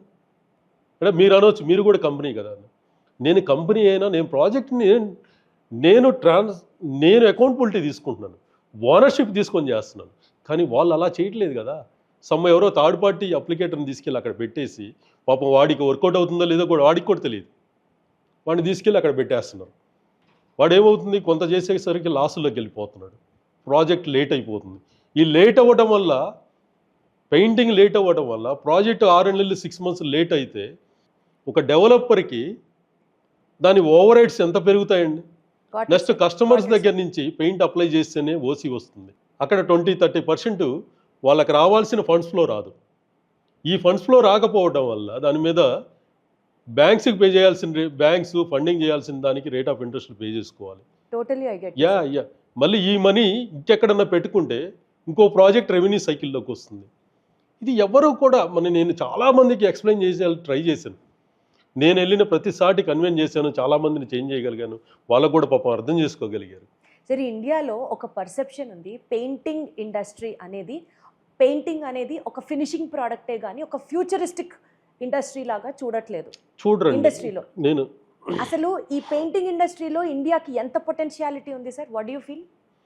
యాక్చువల్గా పెయింట్ ఇండస్ట్రీకి ఇప్పటి వరకు మన కంట్రీలో ఫర్ క్యాపిటా కన్జంప్షన్ 4.5 kg ఉందండి. డెవలప్డ్ కంట్రీస్లో 15 to 20 kg ఉందండి. అంటే మనకంటే మనం ఇంకెక్కడున్నాం ఒకసారి ఆలోచించండి మీరు. 4 kg ఎక్కడ, 15 to 20 kg అంటే ఇంకా చాలా గ్రోత్, ఇంకా మనకి చాలా స్కోప్ ఉంది మన ఇండస్ట్రీ ఎదగటానికి. ఇండియన్ ఇన్ఫ్రా గ్రో అయింది లాస్ట్ 10 years నుంచే. బిఫోర్ అసలు మీకు ఈ హై రైజ్ బిల్డింగ్స్, ఇన్ని టవర్స్, ఇన్ని బిల్డింగ్స్ 10-15 years, ఈ 10 years నుంచే కదండి ఇండియన్ యాక్చువల్ రియల్ గ్రోత్ చూస్తుంది మనం 10 years నుంచే. నెక్స్ట్ 25 years అబ్నార్మల్ గ్రోత్ రాబోతుంది కంట్రీలో. ఇండస్ట్రీ కూడా చాలా చేంజ్ జరగబోతుంది. ఈ జరుగుతున్న ఈ టైంలో ఎవరైతే వాళ్ళ యొక్క బిజినెస్ సిస్టమేటిక్ చేసుకుంటారో, టెక్నాలజీని అడాప్ట్ చేసుకుంటారో, మార్కెటింగ్ని బాగా డెవలప్ చేసుకోగలుగుతారో, ఎవరైతే ప్రాజెక్ట్ని అకౌంటబుల్డ్గా చేయగలుగుతారో, ప్రొడక్ట్ అండ్ సర్వీసెస్ ఇచ్చే కంపెనీకి దేశంలో విపరీతమైన డిమాండ్ రాబోతుందండి. ప్రొడక్ట్ అండ్ అప్లికేషన్ సర్వీసెస్ ఇచ్చే ఏ కంపెనీకైనా ఎక్సలెంట్ ఫీచర్ ఉంది ఈ ఇండియాలో. సార్, గ్లోబల్ ప్లేయర్స్ గురించి మాట్లాడుకుంటే ఈ నేపథ్యంలో Jotun, Sherwin Williams, Nippon Paints ఇవన్నీ globally they are well established brands అనుకుంటే, ఏ సెక్టార్స్లో ఇండియాలో పెయింటింగ్ సెక్టర్లో మనం ఫోకస్ చేస్తే మనం కూడా గ్లోబల్ ప్లేయర్ అవ్వగలం సార్? ఆ నిచెస్ మీరు ఎక్కడన్నా గమనించారా? డెఫినెట్లీ. మీరు చెప్పిన కంపెనీస్ ఇండియా వచ్చాయి. ఇండియాలో ఉన్న సిచ్యువేషన్స్ని వాళ్ళు అర్థం చేసుకోలేకపోయారు. ఇండియన్ మార్కెట్ అంతా కూడా, ఇండియా మార్కెట్, పెయింట్ మార్కెట్ అంతా కూడా డిఫరెంట్గా ఉంది. కంప్లీట్గా రీటైల్ B2Cలోకి వెళ్ళిపోయింది. అది 90% బిజినెస్ అక్కడ నడుస్తుంది. చాలా అనార్గనైజ్డ్గా ఉంది అక్కడ. ఒక ఒక ఒక ఒక మార్కెట్ లీడర్ మాత్రం అక్కడ చేసుకోగలిగే స్టేజ్లో ఉంది. నువ్వు గ్లోబల్ ప్లేయర్ అయినా కానీ నీకు అక్కడ నీ బ్రాండ్ పొజిషన్ చేయడం అంత ఈజీ కాదు అక్కడ. ఎందుకంటే వీళ్ళ సిస్టమ్స్, వీళ్ళ కండిషన్స్ ఇవన్నీ కూడా యాక్సెప్టబుల్గా ఉండవు ఇక్కడ. ఇండియాలో అంత ఈజీ కాదు గ్లోబల్ ప్లేయర్ సర్వే అవ్వడం. కానీ ఇండియా గ్లోబల్ మార్కెట్లో ఒక పొజిషన్కి చేరగలదా? ఇండియాలో ఉన్న కంపెనీస్ అంటున్నారా మీరు? ఎస్, ఇండియాలో ఉన్న కంపెనీస్ 100%. మాలాంటి కంపెనీస్కి ఆపర్చునిటీ ఉంది. మా కంపెనీస్కి నేను చెప్పే కదా, ఇండస్ట్రీ అంతా ఒక సైడ్ మార్కెటింగ్ చేస్తుంటే మేము ఇంకో సైడ్ చేస్తాం. మ్యానుఫ్యాక్చరింగ్ అండ్ అప్లికేషన్ సర్వీస్ చేసే కంపెనీకి ఇండియా కాదు, గ్లోబల్గా ఎక్కడికి వెళ్ళినా దాన్ని ఏమంటారు, ఒక మంచి రెడ్ కార్పెట్ వేసి పిలుస్తారు. డెఫినెట్గా అలాంటి ఆర్గనైజేషన్ మేము తయారు చేస్తాం. అలాంటి ఎంటర్ప్రెన్యూర్స్ని తీసుకొచ్చి ఈ ఆర్గనైజేషన్లోకి అలాంటి కంపెనీని తయారు చేస్తాం. నా చివరి శ్వాస ఉన్నంత వరకు దాని మీద నా ఫైట్ చేస్తాను, డెఫినెట్గా చేస్తాను నేను. సార్, పొటెన్షియాలిటీ ఉంది. ఎక్కడైతే ఫోకస్ చేయాల్సిన ఏరియాస్ ఉన్నాయో అవి మీకు క్లియర్గా విజన్ ఉంది. So you can work on that. కానీ మోస్ట్ ఇంపార్టెంట్లీ సార్, ఏదైనా సరే ఈ స్ట్రాటజిక్ ప్లాన్స్ అన్ని క్వాలిటీ ఆఫ్ ది ప్రోడక్ట్ తర్వాతే వస్తాయి. ఎవరైనా సరే మా ప్రోడక్ట్ తోపు అనే మాట్లాడతారు. బట్ అపార్ట్ ఫ్రమ్ దట్, ఆనెస్ట్గా నిజంగా టెక్నో పెయింట్స్కి సంబంధించి ప్రోడక్ట్ మిగిలిన మార్కెట్లో అవైలబుల్గా ఉండే ప్రోడక్ట్స్ కంటే ఏ రకంగా అది యూనిక్ సార్? ఏ రకంగా అది డిస్టింగ్విష్డ్? మీరు ఎందుకంత కాన్ఫిడెంట్గా చెప్పగలుగుతున్నారు మీ ప్రోడక్ట్ గురించి? ఎందుకంటే అదర్ కంపెనీస్ వెళ్ళిన సెక్టార్స్ వేరు, నేను వెళ్ళిన సెక్టార్ వేరు. నేను డైరెక్ట్ ఎండ్ కస్టమర్ దగ్గరికి వెళ్తున్నా. ఈరోజు ఎండ్ కస్టమర్ దగ్గరికి వెళ్ళినప్పుడు నేను ఒక ఇన్ని గ్రేడ్స్, ఇన్ని క్వాలిటీస్ నేను తీసుకొని వెళ్ళట్లేదు. నేను తీసుకెళ్తున్న ఒకటే క్వాలిటీ అనే ఒక ప్రోడక్ట్ని తీసుకెళ్తున్నా అక్కడికి. నేను ఒక 2 గ్రేడ్స్, 3 గ్రేడ్స్, 4 గ్రేడ్స్ అని నేను ఎక్కడ కూడా కస్టమర్ని కన్ఫ్యూజ్ చేయట్లేదు. కస్టమర్ని కన్ఫ్యూజ్ చేసి కస్టమర్ మీద ప్రైజ్ అనే ఒక ఓవర్లోడ్ పెట్టేసి కస్టమర్ని కన్ఫ్యూజ్ చేసి మార్కెటింగ్ చేసుకోవట్లా నేను. నాది 100% క్వాలిటీ ప్రోడక్ట్, జెన్యున్ ప్రోడక్ట్, దానికి ఒక గుడ్ ప్రైజ్, దాన్ని ఒకటి ఫిక్స్ చేసుకున్నా. ఎక్కడ కూడా మీరు ఈరోజు మార్కెట్లో చూసుకుంటే మీరు ఒక షాప్కి వెళ్తే వాడు ఎన్ని గ్రేడ్లు, ఒక ప్రోడక్ట్లో ఎన్ని గ్రేడ్లు చూపిస్తున్నాడండి. ఇదంతా ఎవరు చేస్తున్నాడు? ఇదంతా కన్ఫ్యూజ్ కాదా? ఇదంతా మార్కెటింగ్ స్ట్రాటజీ కాదా? లాస్ట్ ఇయర్ ఒక ప్రోడక్ట్ అదే నేమ్ పెట్టి 10,000 అంటున్నాడు, 10,000 రూపీస్ చెప్తున్నాడు. ఇదే దానికి ఇంకొక ప్రోడక్ట్కి ఒక ప్లస్ మైనస్ యాడ్ చేసి 15,000 అంటున్నాడు. సేమ్ క్వాలిటీ ప్రోడక్ట్నే. దిస్ ఈజ్ కన్ఫ్యూజ్డ్ అండి. ఇదంతా ఎవరి మీద పడుతుంది? ఇదంతా కూడా కన్జ్యూమర్ నష్టపోతున్నాడు ఇక్కడ. కస్టమర్ని కన్ఫ్యూజ్ చేసి మార్కెటింగ్ చేసుకుంటున్నారు. అంటే నేను ఈ పాయింట్ యాక్చువల్గా అయితే బిజినెస్ మ్యాన్గా అయితే చెప్పకూడదు కూడా, కానీ ఇది కరెక్ట్ కాదు కదా. ఇది కరెక్ట్ కాదు, 100% కరెక్ట్ కాదు. వాళ్ళ నెంబర్స్ని పెంచుకోవటానికి ఆడుతున్న గేమ్ ఇదంతా. వాళ్ళ నెంబర్స్ని పెంచుకోవటానికి ఆడుతున్న గేమ్ ఇదంతా కూడా. ఈ గేమ్లో రియల్గా కన్జ్యూమర్స్ నష్టపోతున్నారు.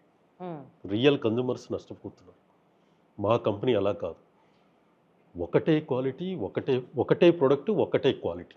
దీంట్లో 4 గ్రేడ్స్ 5 గ్రేడ్స్ లేవు ఇక్కడ. నేను పెట్టను దాంట్లో. అదే నేను ఎంత ప్రాక్టికాలిటీకి దగ్గరగా ఉన్నానో ఆలోచించండి మీరు. నా R&D, నా క్వాలిటీ, నా అప్లికేషన్ సర్వీసెస్ కన్జ్యూమర్కి రీచ్ అయ్యేటట్లుగా ఒక క్వాలిటీ ప్రోడక్ట్ని క్వాలిటీ అప్లికేషన్తో రీచ్ అయ్యేటట్లుగా ప్లాన్ చేస్తున్నాం. అదంతా కూడా this is very fundamental exercise అండి. నేను అదే చెప్పాను, business man is different, entrepreneur is different. నేను చూస్తుంది లాంగ్ టర్మ్. ఒక కన్జ్యూమర్ పాయింట్ ఆఫ్ వ్యూలో ఆలోచించి వాడు నష్టపోకూడదు అన్న సెన్స్లో మాట్లాడుతున్నారు కదా సార్. ఎస్.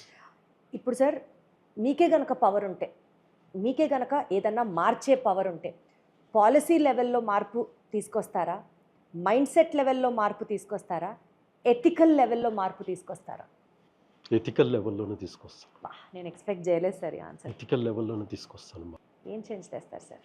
ఎథికల్ లెవెల్లోనే తీసుకోవాలి. కొన్ని ఎథికల్ వాల్యూస్తో మనం ప్రొడక్ట్ మ్యానుఫ్యాక్చరింగ్ చేయాలి. దానికి ఒక కాస్ట్ని, దానికి ఎంత కాస్ట్ అయితే మనం ఇవ్వాలనుకుంటున్నా ఆ కాస్ట్లో కూర్చోబెట్టాలి. ఏ ఎక్సైజ్లో మనం ఆ ప్రోడక్ట్ని ఆ సర్ఫేస్కి సూటబుల్ అప్లికేషన్ తీసుకురావడం అనేది వెరీ వెరీ ఇంపార్టెంట్ అండి. మెయిన్ మిస్సింగ్ పాయింట్ ఇదే. ప్రతి ఒక్కరు ఒక బీఓకి తయారు చేసేసి 2 కోట్స్ ఇది 1 కోట్ ఇది అంటారు. వాట్ ఈజ్ దిస్ అండి? ఈరోజు మనం వేసుకునే ఒక డ్రెస్సు మనకు మ్యాచింగ్ చూసుకుంటున్నాం. ఒక డ్రెస్సు మనం వేసుకునే క్లాత్స్ ఒక మ్యాచింగ్ చూసుకుంటున్నాం. మనం ట్రౌజర్ ఏం వేసుకోవాలి, దానిపైన షర్ట్ ఏం వేసుకోవాలి, వాచ్ ఏం పెట్టుకోవాలి, షూ ఏం వేసుకోవాలి చూసి ఒక ఒక ఒక పెద్ద ప్రాజెక్ట్ తీసుకొని సింపుల్గా ఒక బీఓకి పంపించేస్తారండి. That is suitable or not అని కూడా చెక్ చేసుకోరు అనమాట. నాకు ఫినిష్ కావాలి, నాకు ఇట్లా రావాలని చెప్తారు. ఎట్లా వస్తుంది చెప్పండి? అట్లా రాదు కదా. నేను ఫీల్డ్ స్టార్ట్ చేసినప్పుడు, కాంట్రాక్టర్గా నా కెరీర్ స్టార్ట్ చేసినప్పుడు నేను ముందు ఎక్కడా కూడా కొటేషన్ ఇవ్వలేదండి. నేనేం చెప్తానంటే, నేను వస్తున్నాను, మీ ప్రాజెక్ట్ని విజిట్ చేస్తాను, మీ సర్ఫేస్ని చెక్ చేస్తాను, మీ సర్ఫేస్కి సూటబుల్ స్పెక్ ఇస్తానని చెప్తా. ఈరోజు జరుగుతుంది ఏంటంటే, ఈరోజు మార్కెట్కి అంతా కూడా ఆపోజిట్ జరుగుతుంది. సార్ మీరు ఎంత ఫీల్ అవుతున్నారో మీ వాయిస్లో ఆ స్ట్రెయిన్ అయిన పోర్షన్ ఇట్ సెల్ఫ్ చెప్తాను సార్. మీరు ఎంత పబ్లిక్ ఫోకస్డ్గా ఆలోచిస్తున్నారో, అక్కడ అన్యాయం జరుగుతోంది అని ఎంత గట్టిగా మీరు మాట్లాడాలనుకుంటున్నారు అన్నది తెలుస్తుంది సార్. కన్జ్యూమర్ నష్టపోకూడదు అన్న కన్సర్న్ కనిపిస్తుంది కాబట్టి కన్జ్యూమర్ పాయింట్ ఆఫ్ వ్యూ నుంచి ఒక క్వశ్చన్ అడుగుతాను సార్. గత 20 ఏళ్లలో ఒక కన్జ్యూమర్ మైండ్ సెట్, ఒక కన్జ్యూమర్ యొక్క కలర్ టేస్ట్లు, కలర్ ప్రిఫరెన్స్లు, చాయిస్లు ఎలా మారాయి సార్? అంటే మేబీ కన్జ్యూమర్లు అది కోరుకుంటున్నాడు కాబట్టి ప్లేయర్స్ అందరూ కూడా అట్లా మ్యానిపులేటివ్గా ఉండగలుగుతున్నారా? What you have to say about that? Consumer taste చాలా రకాలుగా మారిందండి. అంటే ఇంతకుముందు అంత స్పెండింగ్ కూడా లేదు కాబట్టి వాళ్ళ టేస్ట్ కూడా చాలా మారింది. అంటే వాళ్ళ లైఫ్ స్టైల్ చాలా చేంజ్ జరుగుతుంది కదా. ఇప్పుడు ఏమవుతుందంటే, ప్రతిసాట కూడా luxury and look and feel, వీటికి చాలా ఇంపార్టెన్సీ ఉంది. అంటే లగ్జరీలో మనం తీసుకుంటే కొన్ని ఐటమ్స్ లగ్జరీ ఫినిష్, అంటే వాల్ ఫినిషెస్ కావచ్చు, అండ్ లగ్జరీ ఫర్నిచర్స్, ఇంట్లో లగ్జరీ ఫర్నిచర్స్ కానీ, ఇవన్నీ కూడా మోడర్నైజ్డ్గా ప్రతి రూరల్లో కూడా ఇది బాగా స్పెండ్ చేస్తున్నారు ఇవాళ. అంటే కలర్స్కి చాలా ఇంపార్టెన్సీ వచ్చింది ఈరోజు. వాస్తవంగా చెప్పాలంటే ఈరోజున్న బిజీ లైఫ్లో మీరు చూస్తే, మీరు చాలాసార్లు విజిట్ చేస్తుంటారు మీరు. అంటే కొన్ని మాల్స్కి వెళ్ళినప్పుడు కానీ, కొన్ని కాఫీ షాప్స్ కానీ, కొన్ని పబ్స్కి వెళ్ళినప్పుడు, అండ్ లేదంటే మన ఆఫీస్కి వెళ్ళినప్పుడు, ఆఫీస్ నుంచి ఇంటికి వెళ్ళినప్పుడు కూడా మీరు చాలా డిఫరెంట్ టేస్ట్ కనిపిస్తుంటుంది ఆ లగ్జరీ అండ్ లుక్. అసలు మీరు చూడని ఎన్నో ప్రోడక్ట్స్ వస్తున్నాయి ఇప్పుడు మార్కెట్లోకి. దానికోసం మేము చాలా పెద్ద ఎక్సైజ్. మీకు ఒక రకంగా చెప్పాలంటే మా గ్రేటెస్ట్ అసెట్ ఇప్పటివరకు నేను చెప్పలేదు, మీకు చెప్తున్నాను చూడండి. ఇప్పటి వరకు ఈ లగ్జరీ ప్రొడక్ట్స్ అన్నీ కూడా మన కంట్రీకి ఇంపోర్ట్ చేసుకున్నాం. ఇప్పటి వరకు కూడా ఈ లగ్జరీ ఫినిషెస్, అంటే lime base, concrete base, micro topping, ఇవన్నీ కూడా ఇప్పటికి కూడా ఇంపోర్ట్ జరుగుతున్నాయి. కానీ టెక్నోపేస్ట్స్ యొక్క గ్రేటెస్ట్ స్ట్రెంగ్త్ ఏంటో చెప్పనా, ఈ ప్రొడక్ట్స్ అన్నీ మోర్ దెన్ 100 ప్రొడక్ట్స్ ఇండియాలో మేము ఫస్ట్ మ్యానుఫ్యాక్చర్ అండి. ఇవాళ ఎక్సలెంట్ సార్. ఈ చెప్తున్న లైమ్ బేస్, కాంక్రీట్ బేస్, ఇవన్నీ కూడా, ఈ ప్రొడక్ట్స్ అన్నీ కూడా దీని target segment is different. High and bungalows and villas and pubs, coffee shops, next IT offices, conventions, star hotels, వీటిలో బాగా నడుస్తుంటుంది. దిస్ మార్కెట్ ఈజ్ ఫాస్ట్గా స్ప్రెడ్ అవుతుంది. మీరు యూరోప్లో కానీ ఏదన్నా కంట్రీకి ప్యారిస్ కానీ ఎక్కడన్నా మీరు యూకే కానీ వెళ్తే ఈ ప్రోడక్ట్లు ఎక్కువ కనిపిస్తుంటాయి మీకు. ఇవి మనకంటే వాళ్ళు ఒక 100 ఇయర్స్ బ్యాక్ చేసుకున్న ప్రోడక్ట్లు ఇవన్నీ కూడా కెమికల్ ఫ్రీ ప్రోడక్ట్లు. ఈ ప్రొడక్ట్స్ అన్నీ కూడా ఏ కంపెనీలో కూడా ఇప్పటికి కూడా ఇండియాలో మ్యానుఫ్యాక్చరింగ్ చేయట్లేదు. First company in India. ఈ ప్రోడక్ట్లన్నీ ఆల్రెడీ మేము 1 ఇయర్ బ్యాకే మార్కెట్లో తీసుకొచ్చాము. దాన్ని ఒక సపరేట్ వెర్టికల్గా డెవలప్ చేసి దాంట్లో కూడా మంచి బిజినెస్ నడుస్తూ వస్తుంది. సార్ అసలు ఎన్ని ప్రోడక్ట్స్ ఉంటాయి సార్, ఎన్ని షేడ్స్ ఉంటాయి సార్? ఎమల్షన్స్ అంటారు, పెయింట్స్ అంటారు, సిరప్స్ అంటారు, ఇప్పుడు మీరు ఏవేవో కొన్ని టెక్నాలజికల్ పదాలు వాడారు. మీకు ఇందాక ఒకటి క్లియర్గా చెప్పాను మీకు. దిస్ ఈజ్ అందుకని కన్జ్యూమర్ని కన్ఫ్యూజ్ చేసి మార్కెటింగ్ చేస్తున్నాయి కంపెనీస్. లైమ్ నుంచి ఫస్ట్ మన విలేజెస్లో మనం చూస్తే మన ఫోర్ ఫాదర్స్ అంతా కూడా ఫస్ట్ లైమ్కి బిఫోరు కౌ డంగ్ ఎక్కువ యూజ్ చేసేవారు. దాని నుంచి మళ్ళీ ఇండస్ట్రీ ఏం చేంజ్ అయింది, లైమ్ అంటే సున్నంకి షిఫ్ట్ అయిపోయింది. తర్వాత దాని నుంచి ఓబిడి ఆయిల్ బాండ్ డిస్టెంపర్ అని దానికి షిఫ్ట్ అయింది. దాని తర్వాత ఇప్పుడు ఎమల్షన్స్ షిఫ్ట్ అయింది. ఇప్పుడు ఎమల్షన్స్లో ఒక 100 క్వాలిటీస్ డెవలప్ చేశారు కన్జ్యూమర్ని కన్ఫ్యూజ్ చేయడానికి. దీంట్లో ఈ ఎమల్షన్ అని కన్ఫ్యూజ్ చేసి మార్కెటింగ్ చేసుకుంటున్నాయి. దీనివల్ల ఫైనల్గా కన్జ్యూమర్ కన్ఫ్యూజ్ అయిపోతున్నాడు. షేడ్స్ ఈజ్ డిఫరెంట్, మీరు చెప్తున్న కలర్స్ ఈజ్ డిఫరెంట్. కలర్స్ ఎన్నైనా తీసుకోవచ్చు, దానికి బేసులు ఉండేది, దానికి ఉండే బేసులు ఒక 15 బేసెస్ ఉంటాయి, పిగ్మెంట్స్ దానికి ఒక 15 పిగ్మెంట్స్ ఉంటాయి. అసలు రియల్గా మీకు ఇవన్నీ కూడా ఒక 15 to 18 పిగ్మెంట్స్ నుంచి వచ్చిన కలర్సే కొన్ని వందల వేల కలర్స్ అండి. దాని నుంచి పుట్టినవి ఒక 3000, 4000, 5000 షేడ్స్. ఇవన్నీ కూడా మెయిన్ బేసు దానికి ఉండేది ఒక 15 పిగ్మెంట్స్ ఉంటాయి. దాని నుంచి ఒక 3000 షేడ్స్ ఉంటాయి. దాని చుట్టూ పెయింట్స్లో ఒక 3000, 3500 షేడ్స్ తిరుగుతూ వస్తూ ఉంటాయి. Shades is different, look is different.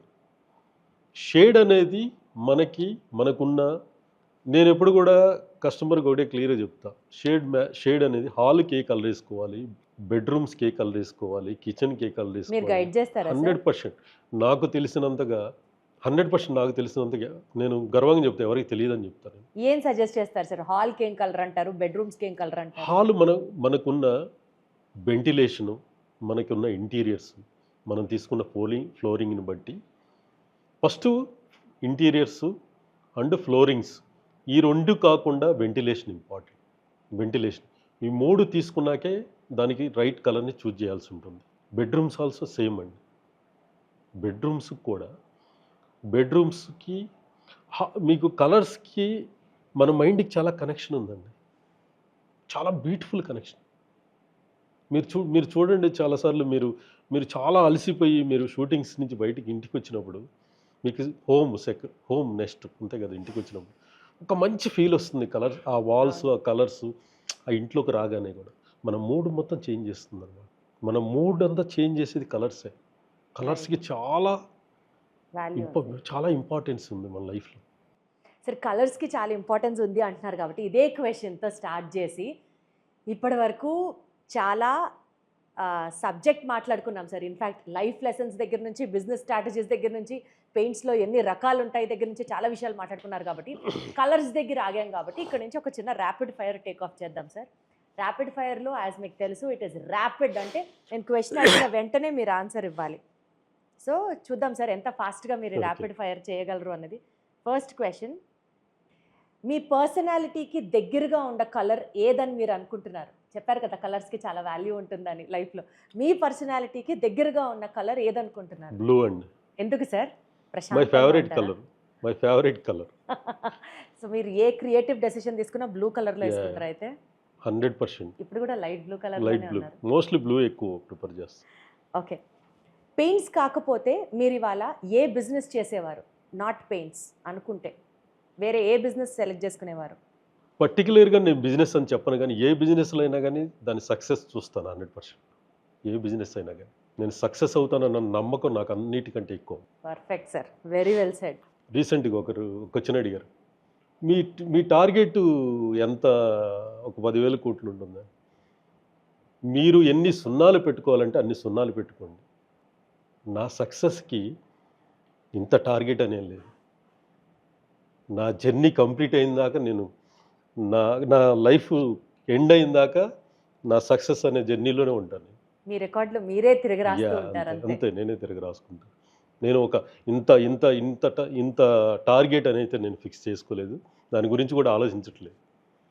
నేను ఆలోచించేది ఒకటే, నెక్స్ట్ జనరేషన్స్కి ఒక ఒక పెద్ద ట్రీ, ఒక చిన్న చెట్టు నాటే దాని నుంచి, మన పూర్వీకులు ఒక చిన్న చెట్టు నాటే దాని నుంచి చాలా మనకు నేర్పారు. ఒక చిన్న చెట్టు, ఒక చెట్టుని ఒక ఇత్తనం వేసి దాని నుంచి చాలా నేర్పారు మనకి. అలాంటిది మన ఫాదర్స్ ఇచ్చిన లైఫ్ని ఒక చిన్న ఇది చాలా చిన్న డ్రీమ్ అండి. ఇది చాలా చిన్న డ్రీమ్. నేను చేయాలనుకున్నది చాలా చిన్న డ్రీము, చాలా చిన్న సక్సెస్ ఇది. దీన్ని కూడా నేను ఫుల్ఫిల్ చేయకపోతే నా లైఫ్కి ఇంక అర్థమేముంటుంది? నా లైఫ్కి ఇంక అర్థమేముంటుంది? ఒక చెట్టు నాటే దాన్ని భవిష్యత్ తరాలకి ఒక ఒక మన ఫోర్ ఫాదర్స్ ఒక ఒక ఒక దాన్ని ఇవ్వాలనుకుంటున్నారు, ఒక నీడని ఇవ్వాలనుకుంటున్నారు, దాని నుంచి ఒక పంట తీసుకోవాలనుకుంటున్నారు. అట్లా ఒక చిన్న ఇండస్ట్రీని ఒక పెద్ద ఇండస్ట్రీ చేసి, ఇలాంటి ఇండస్ట్రీస్ ఎన్నో చేసి ఫ్యూచర్ జనరేషన్స్కి ఇవ్వడంలో అంతకంటే నాకు పెద్ద అంబిషన్ ఇంకేమీ నాకు అవసరం ఉండదు కదా. There lies your victory also sir. ఏదైనా ఛాలెంజ్ని మీరు ఫస్ట్ టైం ఫేస్ చేసినప్పుడు మీకు వచ్చేది panic, pause, pray, problem solving, ఏది ఆలోచిస్తారు ఎక్కువ? దానికి ముందు నేను ఆ డెసిషన్కి ముందు నేను గ్రూప్తో డిస్కస్ చేస్తాను. ఓకే. రైట్ డెసిషన్ రావటం అనేది చాలా ఇంపార్టెంట్. ఆల్వేస్ అల్టిమేట్ నేనైతే రైట్ కాదు కదా, నాకంటే కూడా నలుగురు డెసిషన్స్లోంచి వాట్ ఈజ్ బెస్ట్ అనేది ఇంపార్టెంట్. దానికి ఇంపార్టెన్స్ ఎక్కువ ఇస్తాను నేను. సో మీ క్లోజ్ అసోసియేట్స్తో డిస్కస్ చేస్తారు? డెఫినెట్గా రైట్ సార్. దానికి రైట్ పీపుల్తో డిస్కస్ చేస్తాను. ఆ డెసిషన్కి right people, close people. Yes. Got it. మీరు డీప్గా అడ్మైర్ చేసే ఒక ఇండియన్ ఆర్ గ్లోబల్ ఎంటర్‌ప్రెన్యూర్ ఎవరు? రతన్ టాటా. ఎందుకు? రతన్ టాటా చనిపోయినప్పుడు ఎన్నో ఇన్స్పిరేషన్స్, అంటే మనం ఆయన లైఫ్లో ఏమి తీసుకెళ్ళను అని తెలిసి కూడా తన జర్నీని ఎలా కంప్లీట్ చేసాడు, అంతకంటే గొప్ప ఈ జనరేషన్స్కి, ఇప్పుడు వచ్చే ఫ్యూచర్ జనరేషన్కి అంతకంటే అవసరం లేదు. తనేం తీసుకెళ్ళనని తెలిసి చేశాడు. ఏది కూడా ఏది రాదు, తనకేది దక్కదని కూడా ఈ కంట్రీ కోసం, నేషన్ పీపుల్ కోసం పనిచేసిన గ్రేట్ పర్సనాలిటీ. ఎవ్రీ టైం వర్క్తో బిజీగా ఉండే మీకు ఒక చిన్న బ్రేక్ తీసుకుందాం అనుకుంటే మీరు చేసే ఆ గిల్టీ ప్లెజర్ ఏంటి సార్? టీవీ చూస్తాను నేను 1 hour 2 hours, కొంచెం బ్రెయిన్ని పక్కన పెట్టాలనుకున్నప్పుడు ఏదైనా ఒక మూవీలో ఇంట్రెస్టెడ్ మూవీ చూస్తాను. అమ్మ బాబోయ్, టీవీ చూడడం కూడా ఒక గిల్టీ ప్లెజర్ అంటే మనం రోజు చేసేది అదే. అసలైంది చేయాల్సింది పక్కన పెట్టి రోజు చేసేది అదే. అదే గిల్టీ ప్లెజరా సార్? అమ్మ బాబోయ్. మీ టీం మిమ్మల్ని ఏమని భావిస్తారు సార్? స్ట్రిక్టా, విజనరీనా, కేరింగా? మీకేమని ముద్దు పేరు పెడతారు? విజనరీ. ఓకే. మీ సక్సెస్ ఫార్ములా 3 wordsలో చెప్పాలంటే ఏం చెప్తారు? Complete focused, dedication, discipline.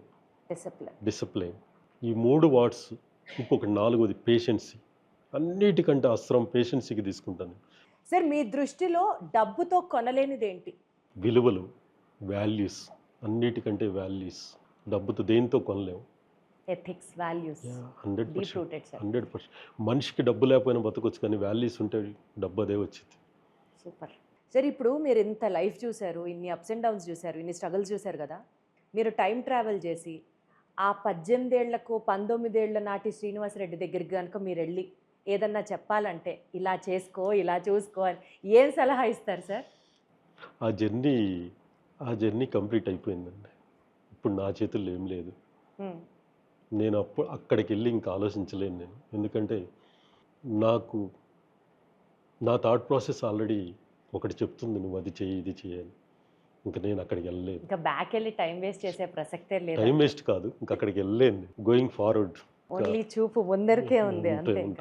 Done sir. Sir, on this note, ఇప్పుడు బిజినెస్ చేయాలి అని అనుకునే ఎంటర్‌ప్రెన్యూర్స్కి కానివ్వండి, లేకపోతే పెయింటింగ్ సెక్టర్లోకి రావాలి అని అనుకునే ఫ్రెషర్స్కి కానివ్వండి, యంగ్స్టర్స్ ఆల్ టుగెదర్, శ్రీనివాసరెడ్డి గారి అడ్వైస్ ఏదైనా చెప్పండి సార్. మీ మాటగా అంటే ఏం చెప్తారు యంగ్ జనరేషన్స్కి? దాంతో కంక్లూడ్ చేద్దాం. యంగ్ జనరేషన్స్కి నేను ఒకటి క్లియర్గా, అంటే మై స్టేట్మెంట్ ఈజ్, వాళ్ళు నెగిటివ్ తీసుకుంటే నెగిటివ్ తీసుకోవచ్చు, దాన్ని పాజిటివ్ తీసుకుంటే పాజిటివ్ తీసుకోవచ్చు, కానీ నేను ఇచ్చే మెసేజ్ మాత్రం క్లియర్. మా జర్నీ స్టార్ట్ అయినప్పుడు మా ఫుడ్ స్టెప్స్ ఎక్కడికి వేయాలనేది మాకు క్లారిటీ లేదు. క్లారిటీ లేకుండానే మా జర్నీ స్టార్ట్ చేసాం. కానీ ఈరోజు మీరు జర్నీ స్టార్ట్ చేయాలంటే మీకు ఇప్పుడున్న జనరేషన్స్కి ఎడ్యుకేషన్ బ్యాక్గ్రౌండ్ ఇచ్చారు. ఎడ్యుకేషన్ బ్యాక్గ్రౌండ్ ఉంది మీకు మీకు ఆల్రెడీ టాలెంట్ ఉంది. మీ దగ్గర ఆల్రెడీ టాలెంట్ ఉంది. మీకు కావాల్సిన టాలెంట్కి నాలెడ్జ్ని కనుక ఇప్పుడు నాలెడ్జ్ కూడా మీకు కావాల్సిన నాలెడ్జ్ అంతా మీకు దొరుకుతుంది ఇప్పుడు. ఇంకా కావాల్సింది ఏంటంటే ఫ్యాషన్. మీకు ఆ ఫ్యాషన్ ఉండాలి. ఆ ఫ్యాషన్తో మీరు సక్సెస్ అవ్వాలనే ఒక గ్రేట్ మైండ్ సెట్ని మీరు డెవలప్ చేసుకోగలిగితే ఈ దేశాన్ని ఇంకా ఈ కంట్రీని మనం ఏ పొజిషన్లో నిలబెట్టగలుగుతాం అనేది మీ చేతుల్లోనే ఉంది. మీరే నెక్స్ట్ 5-10 ఇయర్స్లో ఇప్పుడు జరుగుతున్న వారంతా కూడా మేము నెంబర్ వన్ అని కంట్రీ వారు జరుగుతుంది. కానీ మనం ఇంత పెద్ద కంట్రీ, 150 కోట్ల పాపులేషన్ ఉన్న కంట్రీ, మనం హైయెస్ట్ ఆల్మోస్ట్ 1 or 2 పొజిషన్లో ఉన్న పాపులేషన్లో younger generation below 30-35 years more than 50% ఉన్న కంట్రీ ఇది. మీరు తలుచుకుంటే మీరు ఎక్కడా టైం వేస్ట్ చేయకుండా మీ టైంని కరెక్ట్గా యూటిలైజ్ చేసుకుంటే ఈ నెక్స్ట్ 10 ఇయర్స్లో గ్లోబల్గా ఈ వరల్డ్ నెంబర్ 1 కంట్రీ అవ్వటంలో మీ చేతుల్లోనే ఉంది. Thank you so much sir. మీతో మాట్లాడిన ఈ కాన్వర్జేషన్స్ యంగ్ జనరేషన్స్కే కాదు, మేబీ ఏ పాయింట్ ఆఫ్ లైఫ్లో అయినా మళ్ళీ రీస్టార్ట్ అవ్వాలి అని అనుకునే వాళ్ళకి ఒక మోటివేషన్, ఒక ఇన్స్పిరేషన్గా ఉంది. అండ్ మీరు అనుకున్నట్లు ఆ 1 పక్కన infinite number of zeros, success infinite number of zeros sir. ఆ లెవెల్ ఆఫ్ సక్సెస్ చూస్తారు, మీరు చూడాలి అని మనస్ఫూర్తిగా కోరుకుంటూ thank you so much sir. Thank you. లైఫ్లో అందరికీ డ్రీమ్స్ ఉంటాయి, కానీ ఆ డ్రీమ్స్ని ఫుల్ఫిల్ చేసుకోవాలి అని అంటే వాటిని శ్రీనివాస్ రెడ్డి గారు పెయింట్ చేసుకున్న విధానంగా హార్డ్ వర్క్తో, ఫోకస్తో, డిసిప్లిన్తో, డిటర్మినేషన్తో అండ్ అలాగే పేషెన్స్తో మనం కూడా పెయింట్ చేసుకుంటే మన లైఫ్ నిజంగా అంత కలర్ఫుల్గా ఉంటుందేమో. ఇది టెక్నో పెయింట్స్ కథ మాత్రమే కాదు, టెక్నికలర్ ఇన్స్పిరేషన్ కూడా.